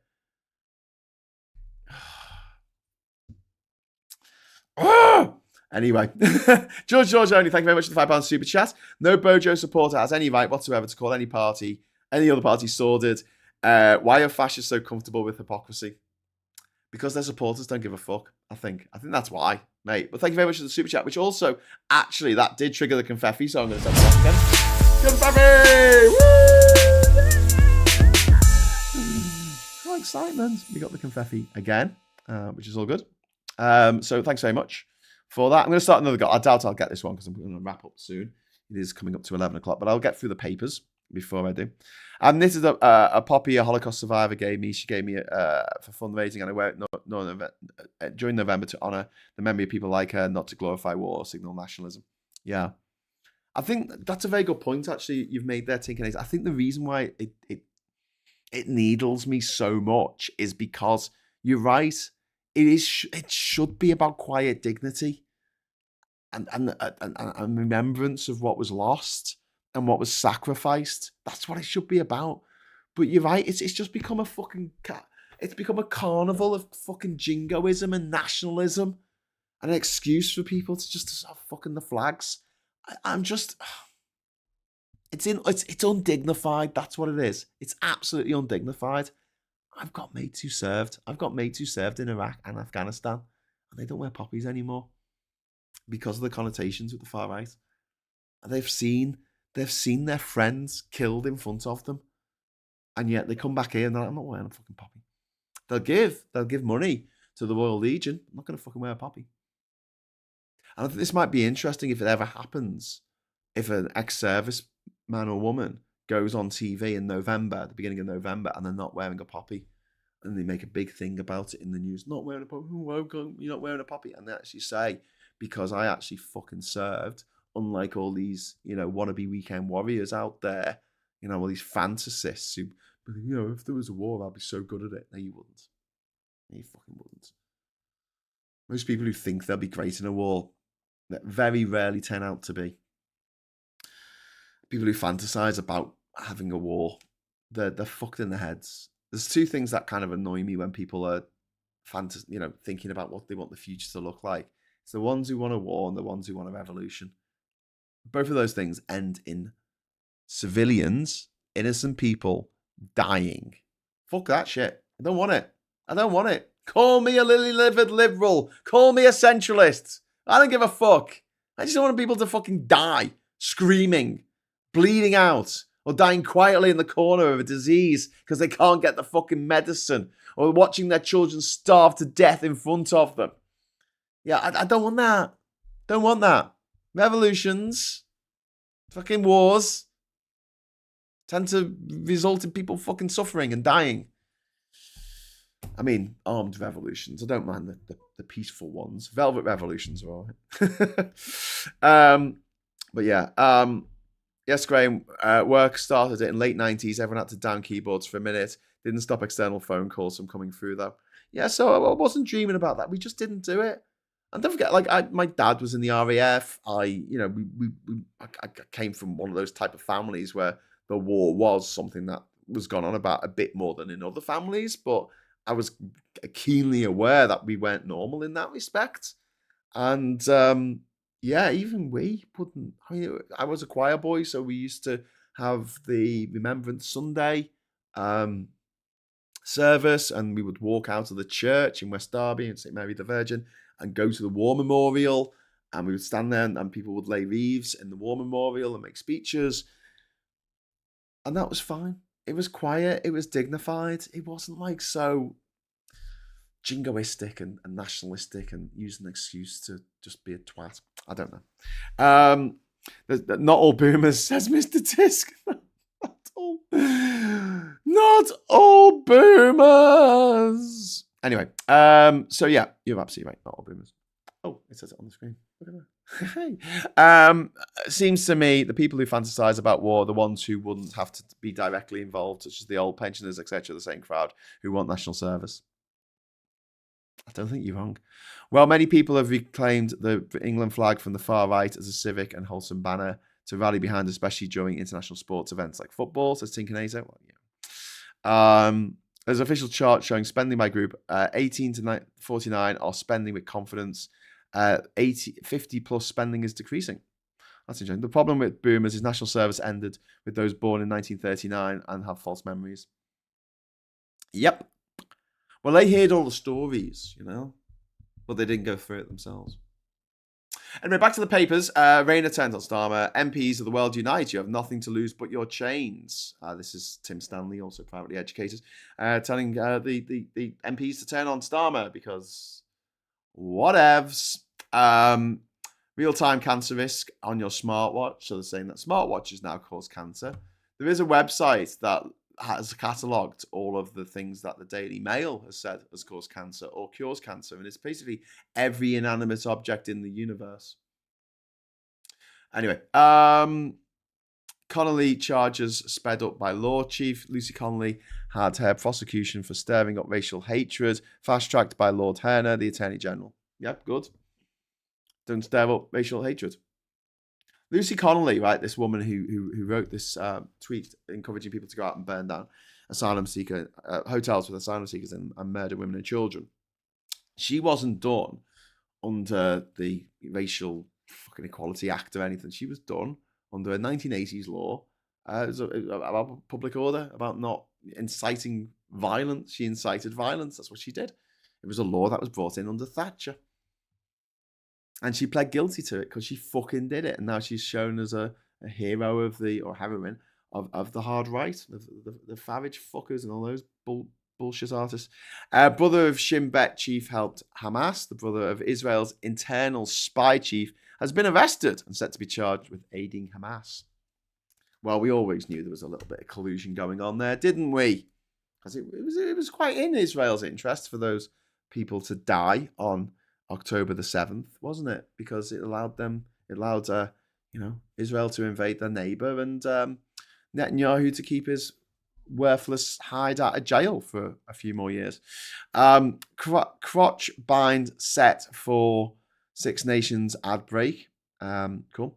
And then we've got a picture of the woman. I think her name's Kat, I think, or Kate. Is it Kate? Catherine.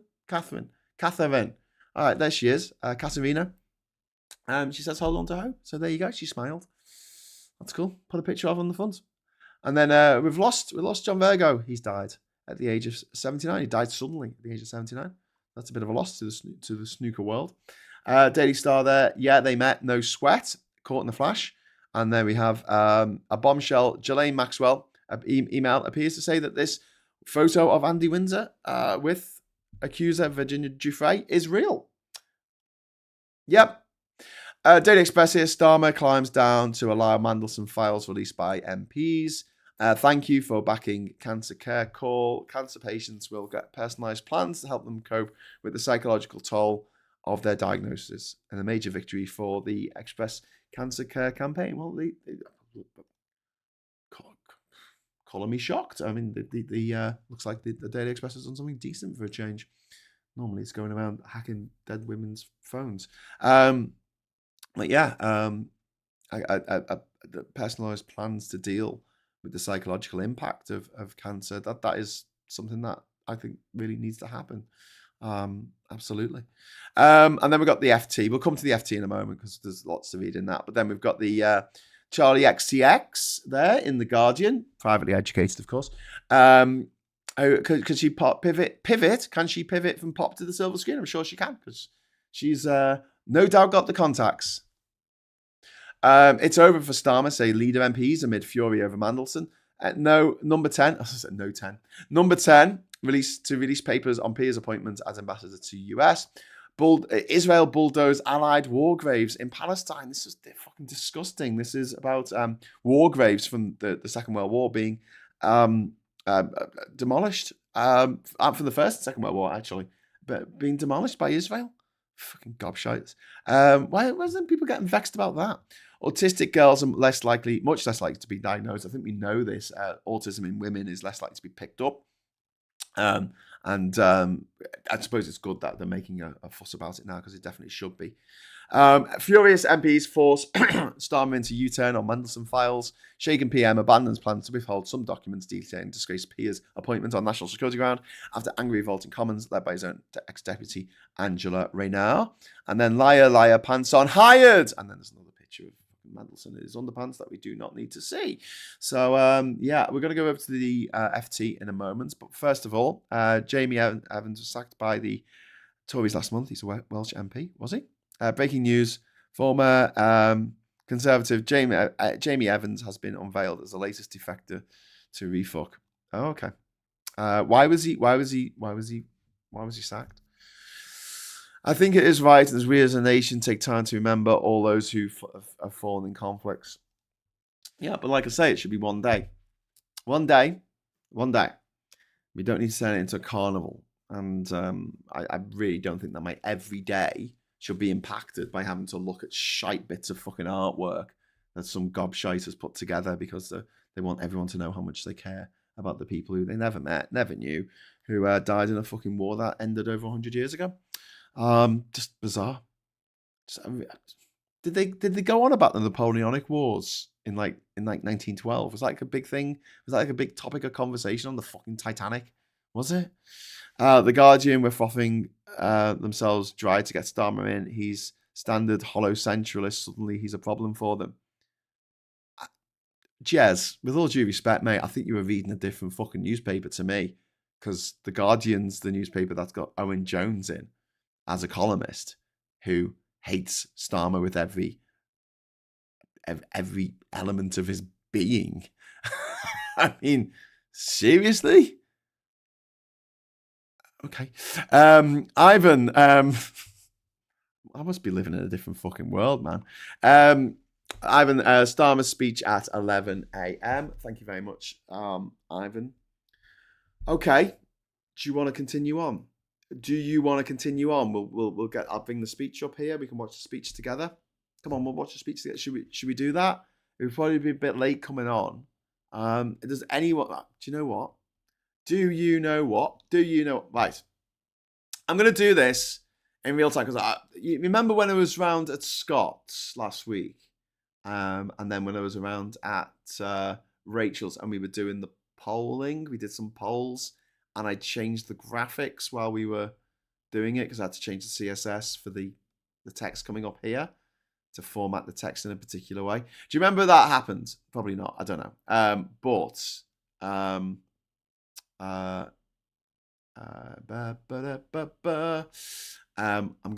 just gonna try and do this. So listen, if this fucks up, I'm very sorry. Okay, I'm very sorry. This is like Diamond Brown when he played Russian roulette. If this fucks up, it's not your fault. I'm going to try.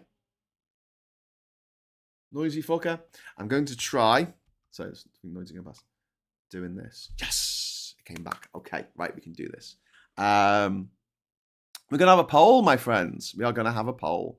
And the question is going to be, should we watch Starmer's speech together? Because it might be really boring and he's supposed to be talking about, groups in, what are they called? Making your environment nicer, taking pride in your place, taking pride in your local area. But obviously there's going to be loads of questions from the press of what's going on. So tell me now, should we watch Starmer's speech together from 11 o'clock? This will require me to leave for a moment and just make myself another cup of coffee. There's a troll. Have we got a troll? Have to say, I'm a fan of Owen Jones, very capable guy. Me and Owen have got a little bit of history, but it's quite ironic that he had a go at me for not always supporting Labour, and that meant I couldn't have an opinion on Keir Starmer being a gobshite or not. And then a year later, he decided to leave and join the fucking Greens. I'm like, well, hang on, Owen. How come you're allowed to support another party if you're not happy with what the leadership are doing? Just saying. I'm sick and tired of this Starmer's not a bad guy narrative. He's a monster who is enabling a genocide. Says just click approve. I mean, which is that the genocide in Gaza? I mean, we can have a whole conversation about this, but tell me, actually, just click approve. What would you do in the situation with Gaza to stop Israel doing what it's doing? Like, what can we actually realistically do? And what would you do, and what effect do you think that would have? Because as horrible as it is, I don't think we can stop Israel doing this horrible shit. I wish we could. I genuinely wish we could. And another reason why I would hate to be Prime Minister. Don't want to have to deal with that shit. Do not want to have to deal. Okay, so we have got 50 votes in, and we've got 50 votes in. Shall we watch Starmer's speech together? And we've got 92% saying yes. Okay, I think that's pretty conclusive, isn't it? Cool. Okay, well, there you go. There's the result. 92%. I'm swayed by debate. Big fan of democracy. Should we quickly try? I'm going to try and do this in like 1 minute because he'll be late coming on. He's always late. Satellite signals intercepted by Kremlin craft, spy officials say. Epstein files barrage over Mandelson painted as beginning and end for number 10 at number 10 for Starmer. We've got the refuck councillor quits role after lack of cuts, weakens Farage, claims on waste, and then we've got Iran's moderates add voice to clamour for total reform. Whenever I see the word reform, I want to say refuck. So we could get into those news stories a bit more in a bit. But first of all, let's have a look. I think it might be unpunishable what I think of Owen Jones, says Sheffield Steve. Yeah, each of their own. I think the result of this poll just means that we love you and we want to spend more time together, nothing to do with watching Starmer. I hope so. I hope that's the case. I hope I don't fuck you off too much. But yes. Okay, so let's go over Red Rover to I guess this will be covered by the BBC, won't it? Let's go over to the BBC. To the BBC. Coming up, PM to speak in East Sussex. Steve Reed, the housing secretary, who's talking at the moment.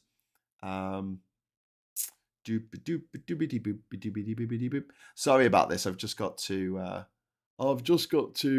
do some things here that need to be changed. So, oh, that's not good. Why is that really weird? Okay, sorry. I'm just setting things up to watch this because obviously it's a little bit different from me set up for the papers. Yep, coming up, PM to speak. 1 second. There we go. Okay. There's a woman there. Sorry, you can't see what you can't see what I can see, but I can see it. And then we want to have the scrolling text background, big white frame. Where's the other big white? Oh, I don't know. Hang on. Let me just sort this out for a moment. There we go. Lovely. Milky.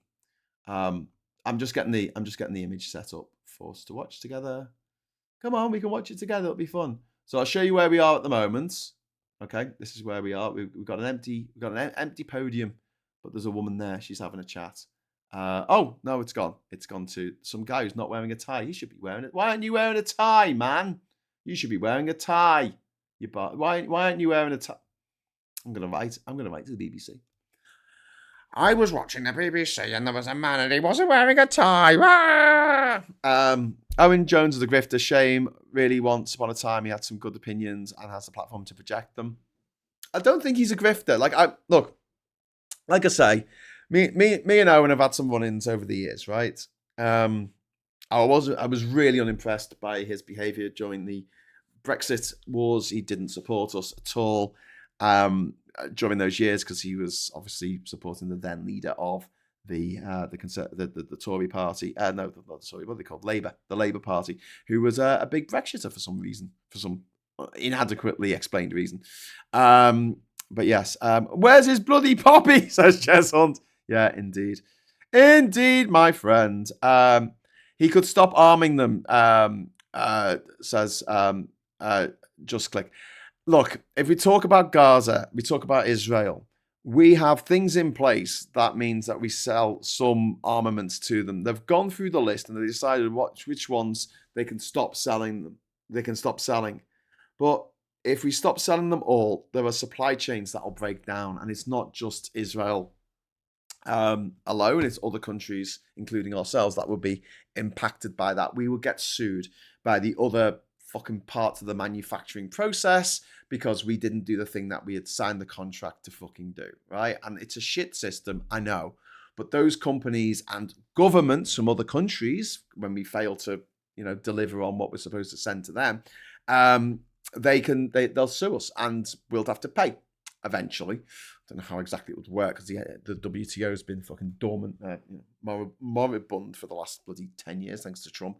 But the sounds like I'm making excuses here, but it's just the reality is that if we shut down these processors, these parts, these machines, it's a bit like going, we want Intel or we want Nvidia to stop making chips because those chips are used in machines that are then used to kill Gazan civilians, right? Realistically, yeah, you could say, Intel, they're allowing Israel to buy their stuff. And it's like, well, yeah, we can't help out that. I don't know. We can't stop that stuff being made because that will impact our economy and it'll get us sued and it'll cost jobs in this country and therefore drive more people into poverty here. There's a lot of fucking factors to this, and it would be great if we could just turn around and just say, right, we're going to stop arming this country entirely. But then you got the other problem is that if everyone did that and Israel didn't have any way of defending itself, all the countries around Israel fucking hate Israel. Sometimes with a bit of justification. But a massacre of millions of people in Israel is not something that I want on my conscience either. And this is horrible. And this is why there aren't simple solutions to complex problems. And I think it's quite lazy just to say, oh, he's enabling a genocide. No, the society in which we live, the capitalist system is enabling that genocide. Every time you go and buy something and take part in that capitalism, even watching this in some way, on some level, you are enabling a genocide because you're taking part in society, and it's horrible. And I wish there were easy answers to all this shit. I really do. But I'll criticize Starmer all day fucking long because I think he's not a very good prime minister. I don't think he's a very good leader. I think he's indecisive. I think he looks like a rabbit in headlights. I think he takes bad advice. I think he reacts to things badly and too slowly. Absolutely.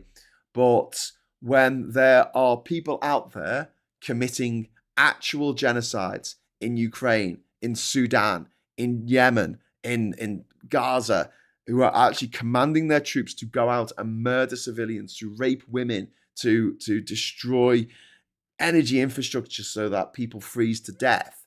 And whenever, their name comes up, it's not the immediate thing to go, they're a supporter of genocide. It means that it devalues what there are monsters out there, and it feels like a little bit of whataboutism. Do you know what I mean? Sorry, that's my take on it. The biggest thing that the country provides, almost all of Israel's arms, also has a fascist in power. The country that provides almost all of Israel's arms as a fascist in power, yeah, Trump. And this is the other thing as well. Even if we did take away all of the things that we sold to Israel, what good would it do? It wouldn't stop them. We don't have the power to stop them. They're supported by Trump, who's happy to give Milei, who's currently fucking killing loads of people in Argentina because they're all starving to death or dying of easily preventable diseases. He gave him $40 billion. $40 billion just given to him, absolutely fucking disgraceful. I'm just going to see if I can... Why is this not coming on? Why is this not coming on? I might actually mess things up for everyone here. Like, oh, there you go. Okay. I'm going to try and put this in my ear because I don't like having the white. It looks a bit unprofessional, doesn't it? Come on. I'm probably too far away. I think I've tried this before and it didn't work. And it's because I'm like, my what's it called? My computer, the actual box, is under the table. I think it's too far away for the Bluetooth. I hate Bluetooth. It's so shit. Why is Bluetooth so shit? We're not the superpower we once were. Yeah. We are a 1960s bag of crap. I wouldn't go that far.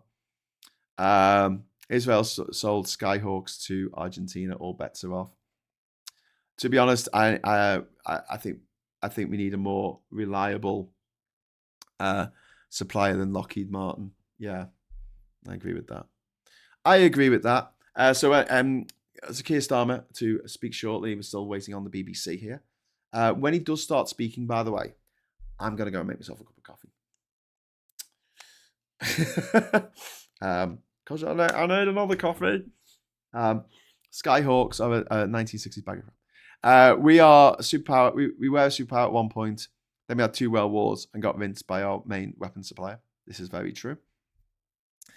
Just Click says Owen Jones is no way a grifter. He's one of the few journalists speaking out about Gaza and the US's government's complicity, and his pre-election takes have come true. The issue, I like I say, I don't think he's a grifter. I think if he was a grifter, he'll be on the rise. Generally speaking, I don't think anyone who's a serious grifter would be on the left.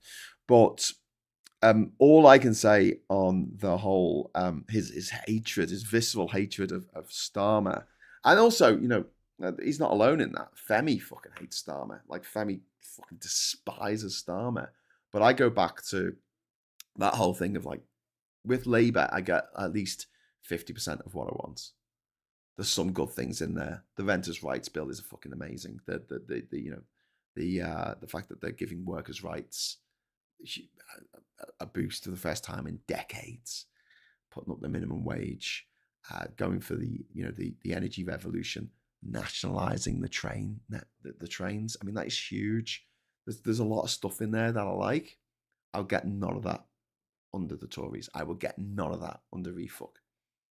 So, yeah, 50% bullshit, 50% good stuff, or 100% bullshit. The choice is yours. The only party that can feasibly win a majority in the next election that isn't a right-wing party is Labour.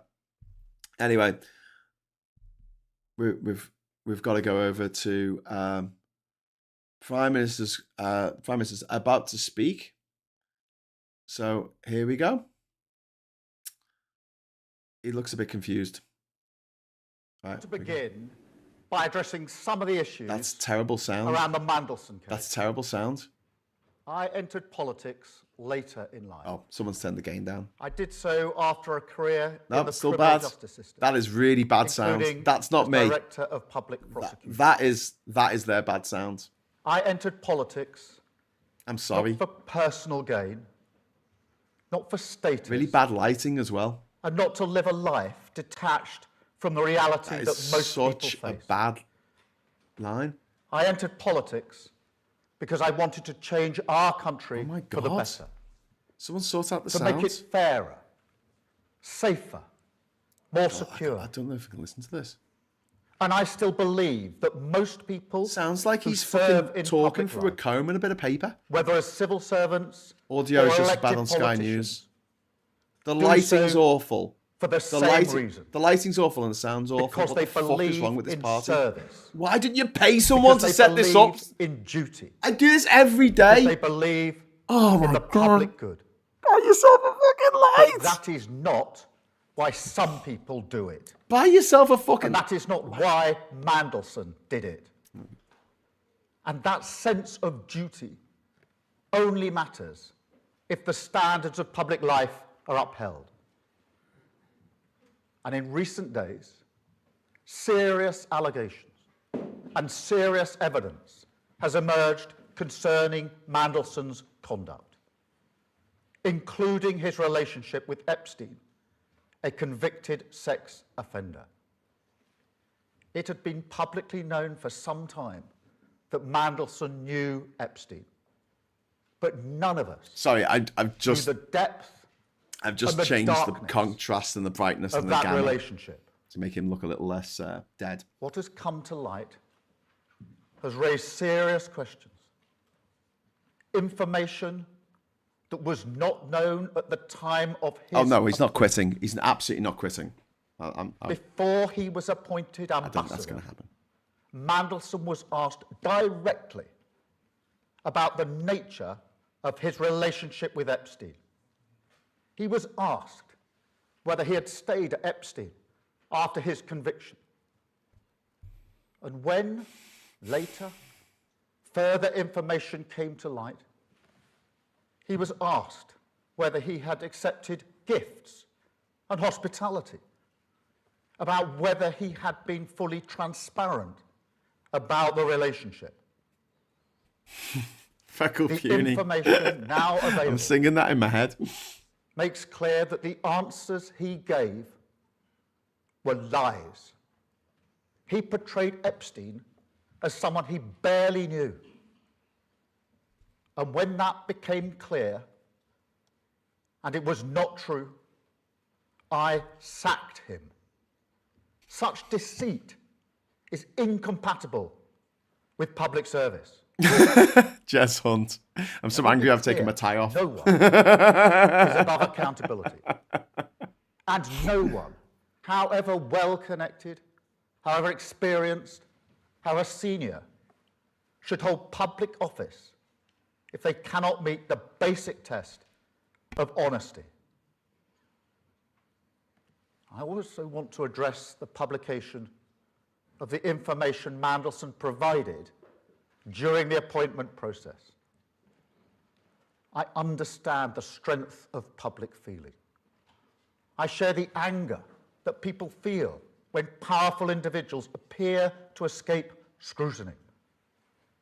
And I want to be able to release those documents as quickly as possible. I wanted to release them yesterday, in fact, and to talk about them at Prime Minister's questions. but the police have advised that releasing certain information now could risk prejudicing a future investigation or legal process. And however frustrating from my personal point of view that is, and it is, I will not take any step, however politically tempting, however popular, that risks justice for victims. Because this is not and must never become a political game. The victims of Epstein have lived with trauma that most of us can barely comprehend.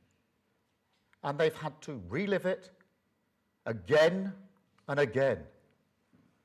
They have seen accountability delayed and too often denied. To them, I want to say this. Now the sound's got even worse. I am sorry. Sorry for what was done to you. Sorry that so many people with power failed you. Sorry for having believed Mandelson's lies and appointed him. And sorry that even now you're forced to watch this story unfold in public once again. But I also want to say this. In this country, we will not look away. We will not shrug our shoulders. And we will not allow the powerful to treat justice as optional. We will pursue the truth. We will uphold the integrity of public life. And we will do everything within our power and in the interests of justice to ensure accountability is delivered. That is what the public expects. That is what the victims deserve. And it is what I will do.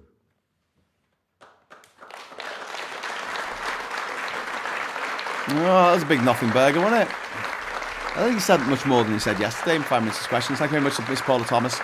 Keir, you're in a hole. Why are you digging? Yeah, good question.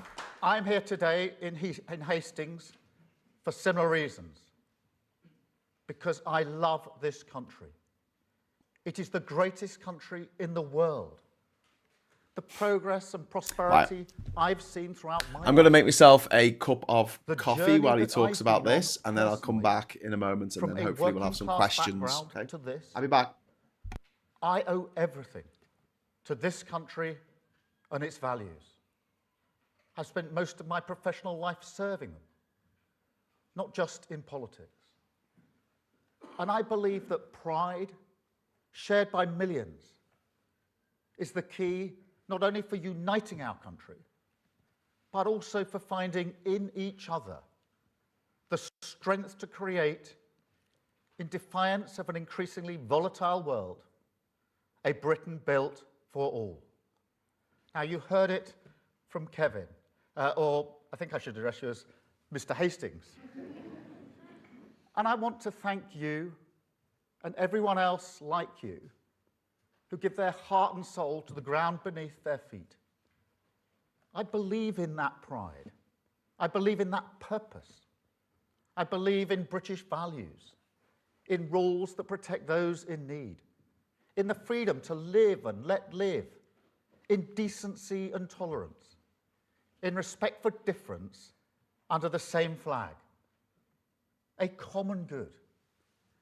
The idea fundamental to the Labour Party that a nation is not just a collection of individuals, but rather that we're bound by values, by common endeavour, and by responsibilities that we owe one another as partners in the project of this nation.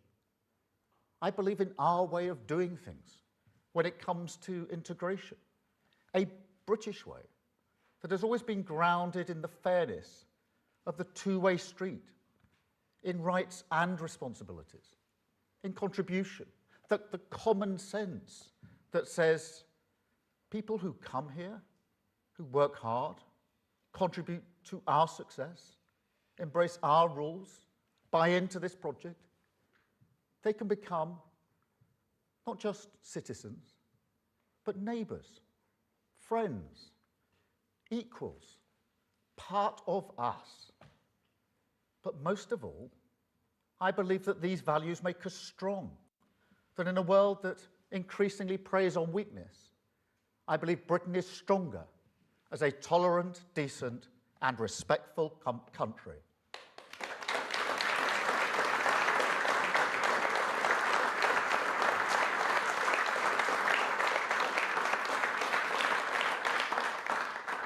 But we must be honest, because while I will always believe in these values, we cannot be blind to the reality that in recent years their practice has often become poor, and that when it comes to our shared responsibilities, we've taken our eye off the ball, and that our social contract is currently nowhere near strong enough to weather the storms of this world, because it's been undermined by political neglect, the scorched earth of Tory austerity, high streets, libraries, youth clubs, the places that shape a life, that bring different people together, that create the bonds of memory and pride in so many towns. They were just abandoned. Until you see now, sometimes from the very same people, a politics that has no interest in rebuilding any of that, only in exploiting the social scars. You see it in the industrialized grievance factory, in parts of social media. Miserable video after miserable video, telling you that entire cities and towns, the great communities of this country, are wastelands, no-go zones. And worse, selling the lie, defied every day by millions of people in this country, that people who look different cannot really live together. I reject that completely.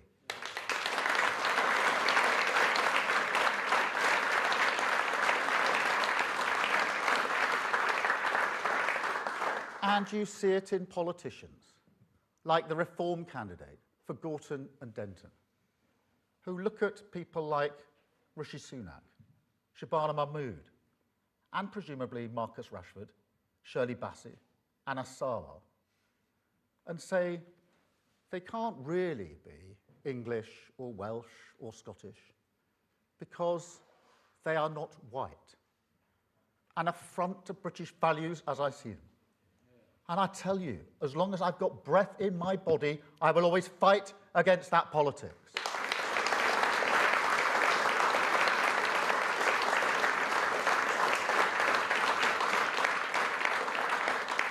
And on that, honestly, I never thought I would see the day when the Conservative Party would tolerate, for months, a man who went to Birmingham and said that the city had failed at integration because he didn't see enough white faces. That is a disgrace, and he should have been sacked months ago. Hello, he's still there. Look, That was boring, just the right. I think. Britain's also been let down by a mindset on the left of politics that is either too slow to defend core British values or that ducks the challenge of integration entirely, clinging to a kind of remote liberalism that is content merely to dispense transfers and targets from Whitehall, rather than nurture pride, belonging and responsibility from the ground up in our communities. You know, the Labour Party is the institution that stood with working class communities in cities like Glasgow and Liverpool, and door by door, street by street, turned a politics shaped by grievance and religious sectarianism into one of national renewal. That is our task again, because politics in this dangerous era, it's no longer about left and right, but a contest between renewal and grievance. The sound's got those better. Who believe society is a zero-sum competition. Someone's plugged the and those who believe we audio can cable in unite properly. for the higher purpose of our community, our country, our common good. This government chooses the path of unity because that is the only way we can change Britain, the only way we can take control of our future, stand up to the world and walk forward together. And mark my words, it is a vital task. Enemies of Britain are active in this country trying to destabilise us. And so a strong society is imperative, not just on its own terms, but also for national security. To put it more bluntly, any country that cannot keep its high streets alive, its bills down, and its people feeling respected will struggle to meet the test of our times. So we must strengthen our society because it's vital for the future of this country. Now, it starts with the economy. That's fundamental. If we're going to defeat the politics of grievance, we must tackle the cost of living crisis, and we must raise living standards, not just in a few cities or regions, but across the entire country. And it's not hard to understand why. If you're simply battling through the days, it's hard to look forward with hope, let alone find the strength in each other. And so all the decisions we took at the budget, getting inflation down, freezing rail fares, freezing fuel duty, slashing the cost of childcare for working parents, supporting people with their energy bills, but also investing in every community in this country, backing a proper industrial policy, raising the national minimum wage, that is all the absolute foundation of a strong society, essential for restoring hope in Britain. Second, we need to reform the state so that it recognises contribution as the common sense basis for integration, most of all on migration. Now, I know that migration is bound up with who we are. Of course it is. It's fundamental for the stories people tell about themselves, their family, their history and relationships. And I will never denigrate the contribution migrants make to our society and our story. Quite the opposite. And yet, it seems obvious to me that failures in Britain's migration system under the Tories were so shocking that they weakened trust in politics, faith in democracy to deliver what people vote for, and now, exploited by politicians of grievance, support the idea that diverse people can ever truly come together. Now, I reject that politics with every fibre in my being. But if you're serious about bringing this country together, you cannot ignore this issue. And so, yes, our reforms on migration are about taking control of our borders, but they're also about contribution. I mean, go back to Windrush, which is such an important moment in our national story. The people who came here, they weren't victims. They weren't vulnerable. Britain didn't invite them here as an act of compassion. That is liberal vanity. No, they came here because Britain needed them, because they wanted to come. And Britain wanted them to make a contribution. And they did. They helped rebuild this country. Now, I think there's far more dignity in that story, the real story, than in this kind of fairy tale of Britain's charity.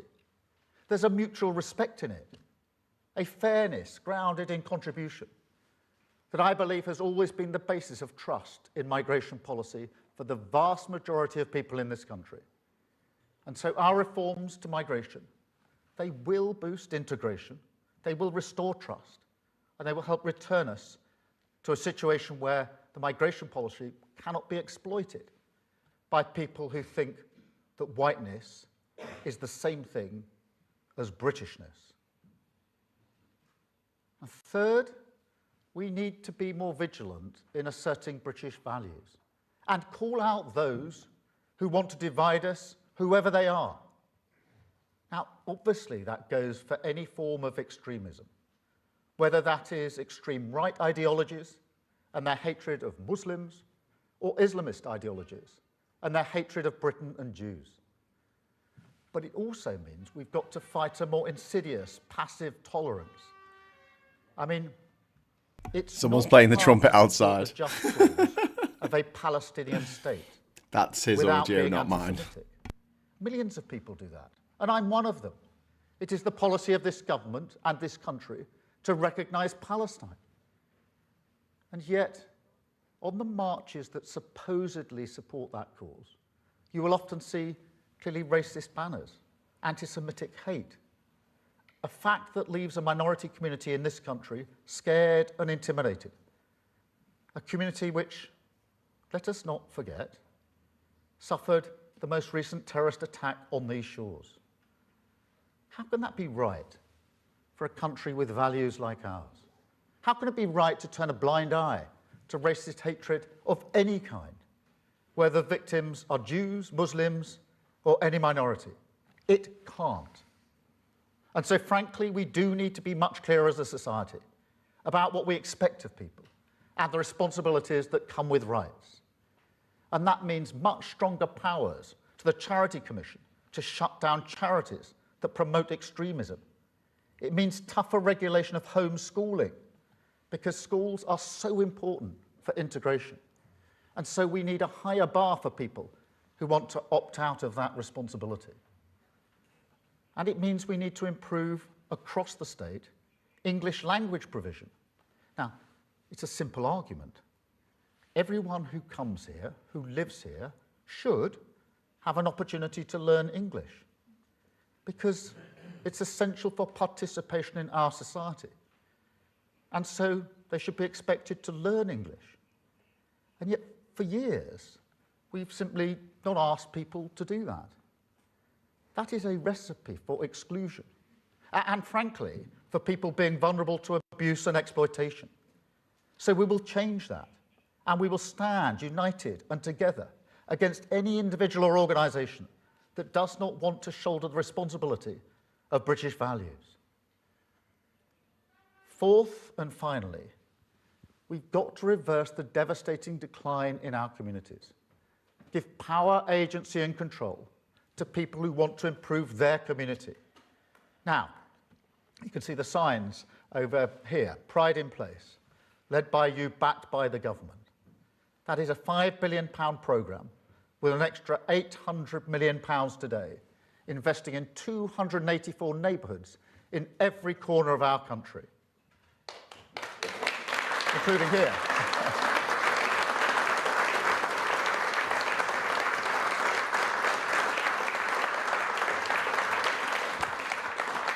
Because pride is the social glue, the force that holds together a community and a country.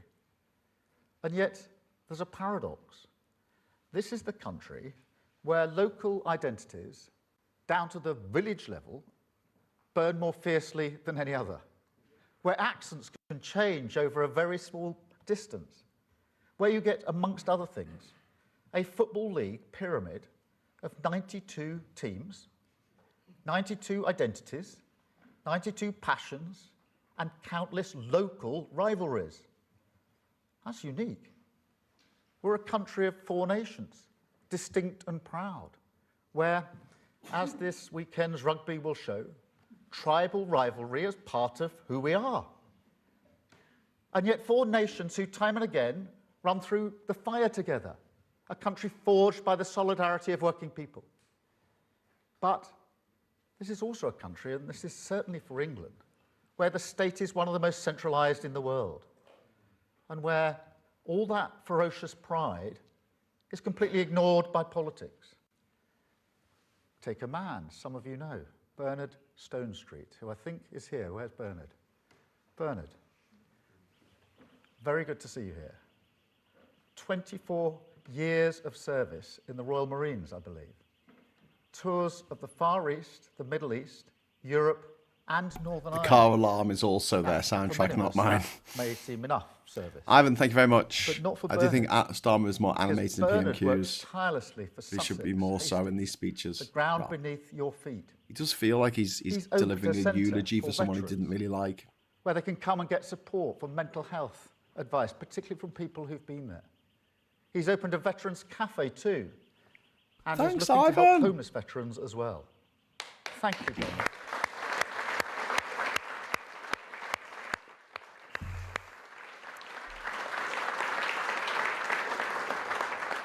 Or what about Miranda, who got so fed up with fly tipping and litter in Edinburgh that she started picking it up herself?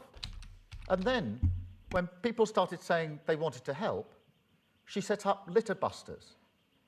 Now their community is cleaner, and that may not sound like a lot, but it makes a huge difference.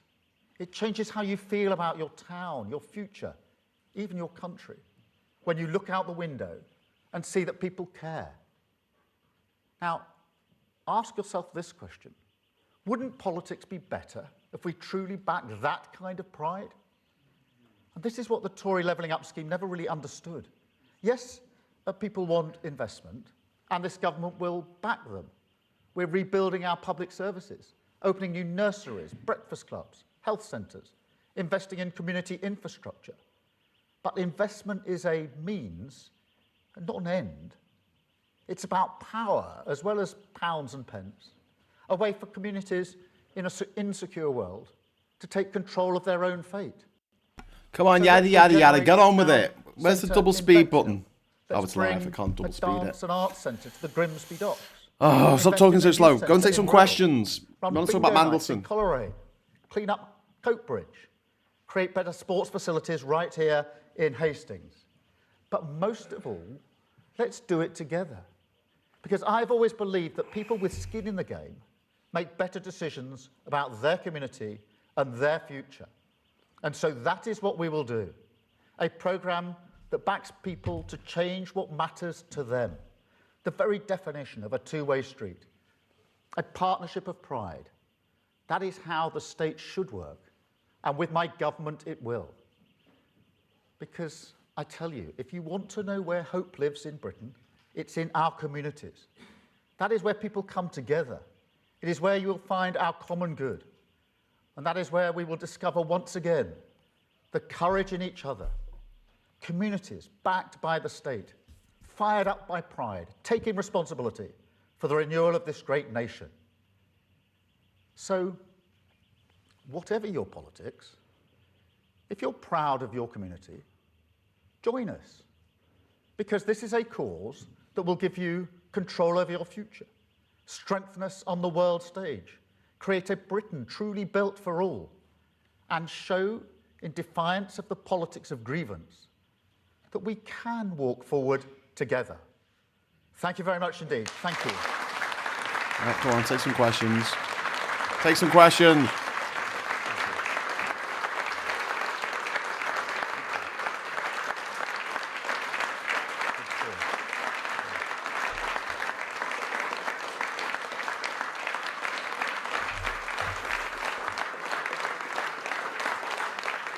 Thank you very much.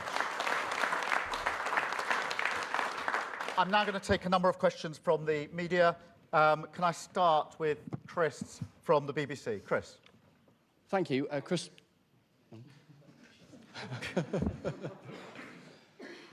Thank you, Chris Mason, BBC News. Prime Minister, why was it that a man who had already twice resigned from government and, crucially, had a publicly known ongoing friendship with a convicted paedophile was appointed by you as ambassador to Washington? And given all of this, what do you say to those in the country and those in your own party who say, frankly, that you have run out of steam? Well, Chris, let me just address that head on and perhaps clarify something I said at Prime Minister's Questions yesterday about the relationship between Mandelson and Epstein. Because what I meant was it has been known publicly for some time that they knew each other. And that is precisely why, when we were going through the appointment process for the ambassador role, we asked questions about the nature and extent of that relationship. And what I didn't say yesterday, partly inhibited by the approach of the police, is that that is precisely why those questions were asked. Questions about the nature and extent of the relationship, whether Mandelson had stayed, as was suggested, at Epstein's premises. And the answers given to those questions were intentionally intended to create the impression that Mandelson barely knew Epstein, deliberately to create that impression. I had no reason at that stage to think that was anything other than the truth, and therefore we proceeded. What I learned in September was that it was not the truth. When Someone needs to further get that emails car alarm. came to light, Sort the car alarm out. and having asked some further questions, including questions about whether Mandelson received gifts and benefits and hospitality, and the nature of the relationship, I sacked Mandelson from the role. Now, I regret making the decision to have appointed him in the first place. Yep, Had I you known fucked at up the there, time mate. what I know You now fucked or up there. in September, I'd have never done it. And that's why today I've apologised for the fact that I appointed him in the first place and I believed his lies. Thank you very much, Chris. And look, we're moving forward as a country. Today, you've just heard the speech about Pride in Place, one of the most important projects that we're running, that will put money in communities right across the country. And that is the driving purpose of this government, changing lives for the better, focusing on Pride in Place, where people live in their own communities, and making sure we're utterly focused on the cost of living. Thank you, Chris. Beth, can I come to you? Thank you. Thank you, Prime Minister. Prime Minister, we can all hear your anger, your regret, and most importantly, your apology to victims of Epstein for appointing Mandelson as your US ambassador. But look, whatever he said or didn't say, it has proved a catastrophic error of your judgment to put him back into your government. Some of your MPs believe you must take responsibility for this in order to restore trust in politics amongst the public. And some are saying publicly now that you should stand down because your positions become untenable. Why are they wrong? Thank you. Well, Beth, as I've said a number of times, I regret the decision to appoint Mandelson as ambassador. He was asked questions about the nature and extent of his relationship with Epstein, and he told lies. I had no reason at the time to know they were lies. Subsequently, I found out them to be lies. And this week, we found out way beyond the lies that we found out in September. We found out what he was up to in the aftermath of the 2008 crash, when most of the government and most of the country was doing its level best to make sure people didn't lose their jobs, their livelihoods, and their savings. And at that time, he chose to disclose sensitive secrets to Epstein, almost simultaneously as receiving them. And that is what I meant when I said earlier about the deceit and the standards that I stand for in public life. Yes, at the time I appointed him, I got answers from him which I believed to be true. He painted a picture of barely knowing Epstein. I didn't know that was lies at the time. I regret I didn't know. I've apologised for the fact that I appointed him in the first place, having believed those lies. Thank you, Beth. Robert. What do you say to your MPs? Some are publicly saying this morning they think your position is untenable.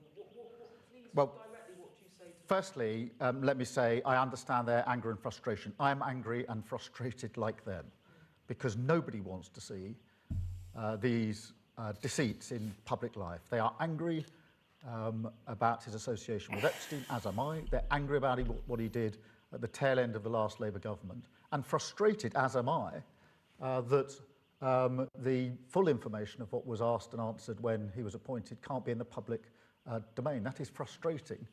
As I say, I had hoped to deploy some of that at PMQs yesterday, because I wanted people to know what was said and what I received, but frustrating that can't be done. So I understand their frustration, but we must remain focused on what we were elected into government to do, which is to change this country for the better for millions of people, and that's what we will do. And today, in Pride in Place, what we've done on the economy are examples, but only examples of what we're doing. Thank you, Beth. Robert, well, hang on, Robert, ITV. Prime Minister, time and again during the general election campaign, you promised to end chaos in politics. You failed miserably, and there is no one to blame but yourself. If your MPs were to decide that they wanted another Sound leader, like and it if is. somebody else put themselves forward as leader, would you fight that? Well, Robert, I was elected on a mandate in 2024 to change the country for the better, and that is what we're doing. And if you look at what we've done, for example, on the economy, with inflation coming down, and the Bank of England says coming down to target in the first half of this year, with interest rates being cut now 6 times, which is the highest rate of reduction since the 2008 crash, with the work we've done to lift 500,000 children out of poverty, that is the change that and the Pride in Place work that we're doing, examples of which I've just gone through, that is what we were elected to do as a government. That is the change we're bringing about. And am I frustrated that the focus is not on that and on other things because of the misbehaviour and deceit of other people? Of course I am. But of course I am. I understand that. But I was lied to. I was lied to. Oh, he's a victim in all this, you know. Now, am I frustrated and angry that the good work we're doing gets out of focus because of that, and that tomorrow's front pages are unlikely to be about the Pride in Place project? Of course I am. Of course I'm angry and frustrated about that.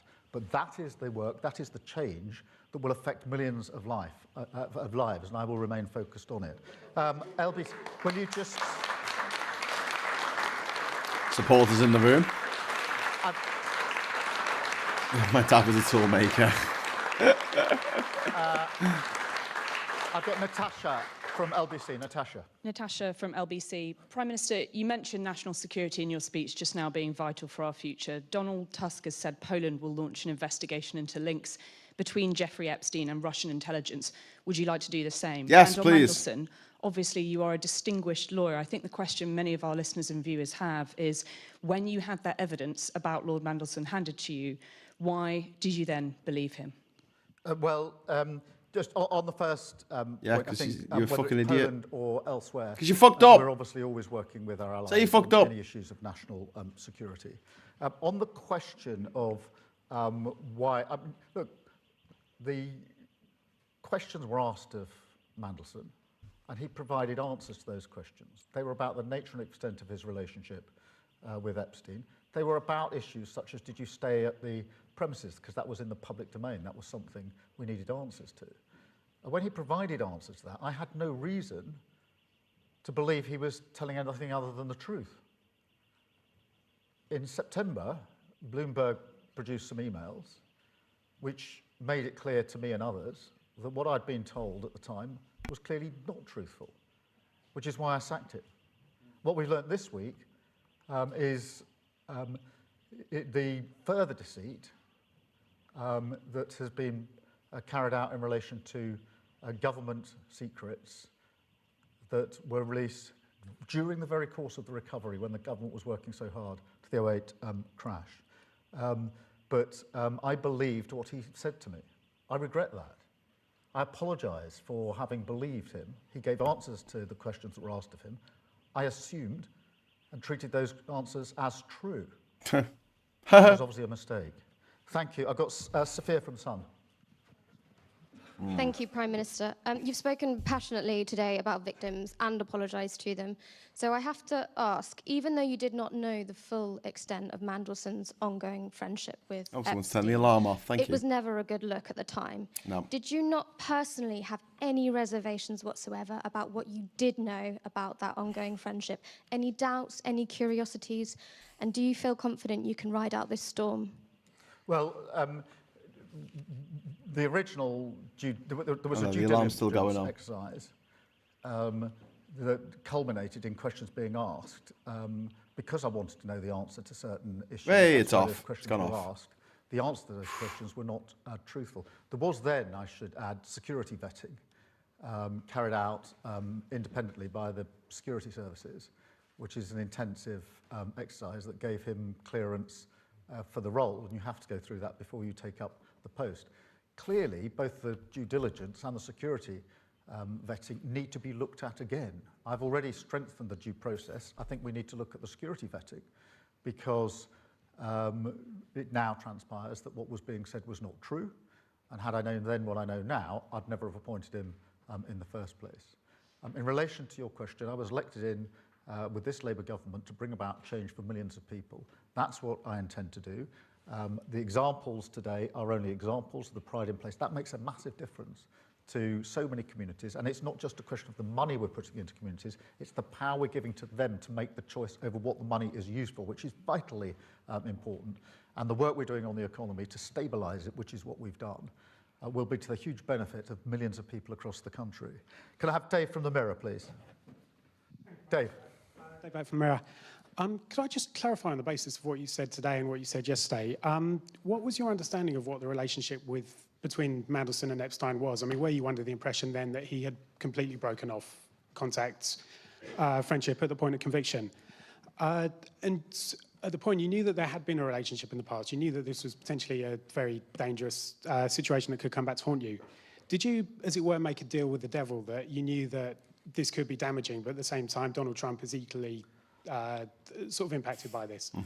No, the questions were precisely to get to that question of what was the nature and extent of the relationship, and then details about places he may have stayed. And the picture painted, the impression deliberately given by the information that was provided. Prime Minister Keir Starmer answering questions from journalists about his appointment of Peter Mandelson as US Ambassador. I'm Lewis Vaughan-Jones. This is BBC News. But he barely knew Epstein. That's the picture he painted. Thanks for that. Can you turn the sound back up, please? That's the lie that he painted, and that's the basis on which we made our decision. Can I have Kieran from The Guardian? Daddy was a toolmaker. Kieran Stacey from The Guardian. Prime Minister, I wanted to read out some of the things that Labour MPs have told us in the last 24 hours about you. One told us, I'm personally not sure I could trust myself to back the Prime Minister in a confidence vote. Another said, it's like Chris Pincher on steroids, it's over. Another said, this government is on the run. One former minister said, it's time for a fresh start, the sooner the better. Isn't the real lesson from yesterday that you can no longer command the majority in the Commons? And if so, isn't your authority fatally undermined? Well, look, I understand the anger and frustration amongst Labour MPs about what has happened, the deceit, both in the appointment of Mandelson as ambassador and what happened at the tail end of the last Labour government. I actually share that anger and frustration. It was palpable yesterday. I'm not surprised. As I said, most people come into public life to serve the common good, actually whichever political party they're in. And we have different approaches, different politics, different ideologies, but the vast majority of people come into public life to do their best to improve their communities, to improve their country. And so when people who've been elected into power with that mindset find out that somebody else who's held a position of power does not share that mindset, has undermined it, they're angry and frustrated, not just at the deceit and the lies in the individual cases, but because they know it undermines what they stand for, the politics that they believe in. Now, I understand that, but we are changing this country for the better. We had 14 long years of failure under the Tory government, and we're correcting that. We've stabilised the economy, we've put a huge amount of investment into our public services, and we're rebuilding our communities. And I intend to go on doing that vital work for our country because I believe it is the absolute focus. Did you just say 14 years? years? 14 years! Woo! 14 years. I've got Hugo. The minute Trump's name is mentioned in the same breath as Epstein, they cut the sound. Ooh, Thank you, that's Prime Minister. interesting. Hugo Jive from the iPaper.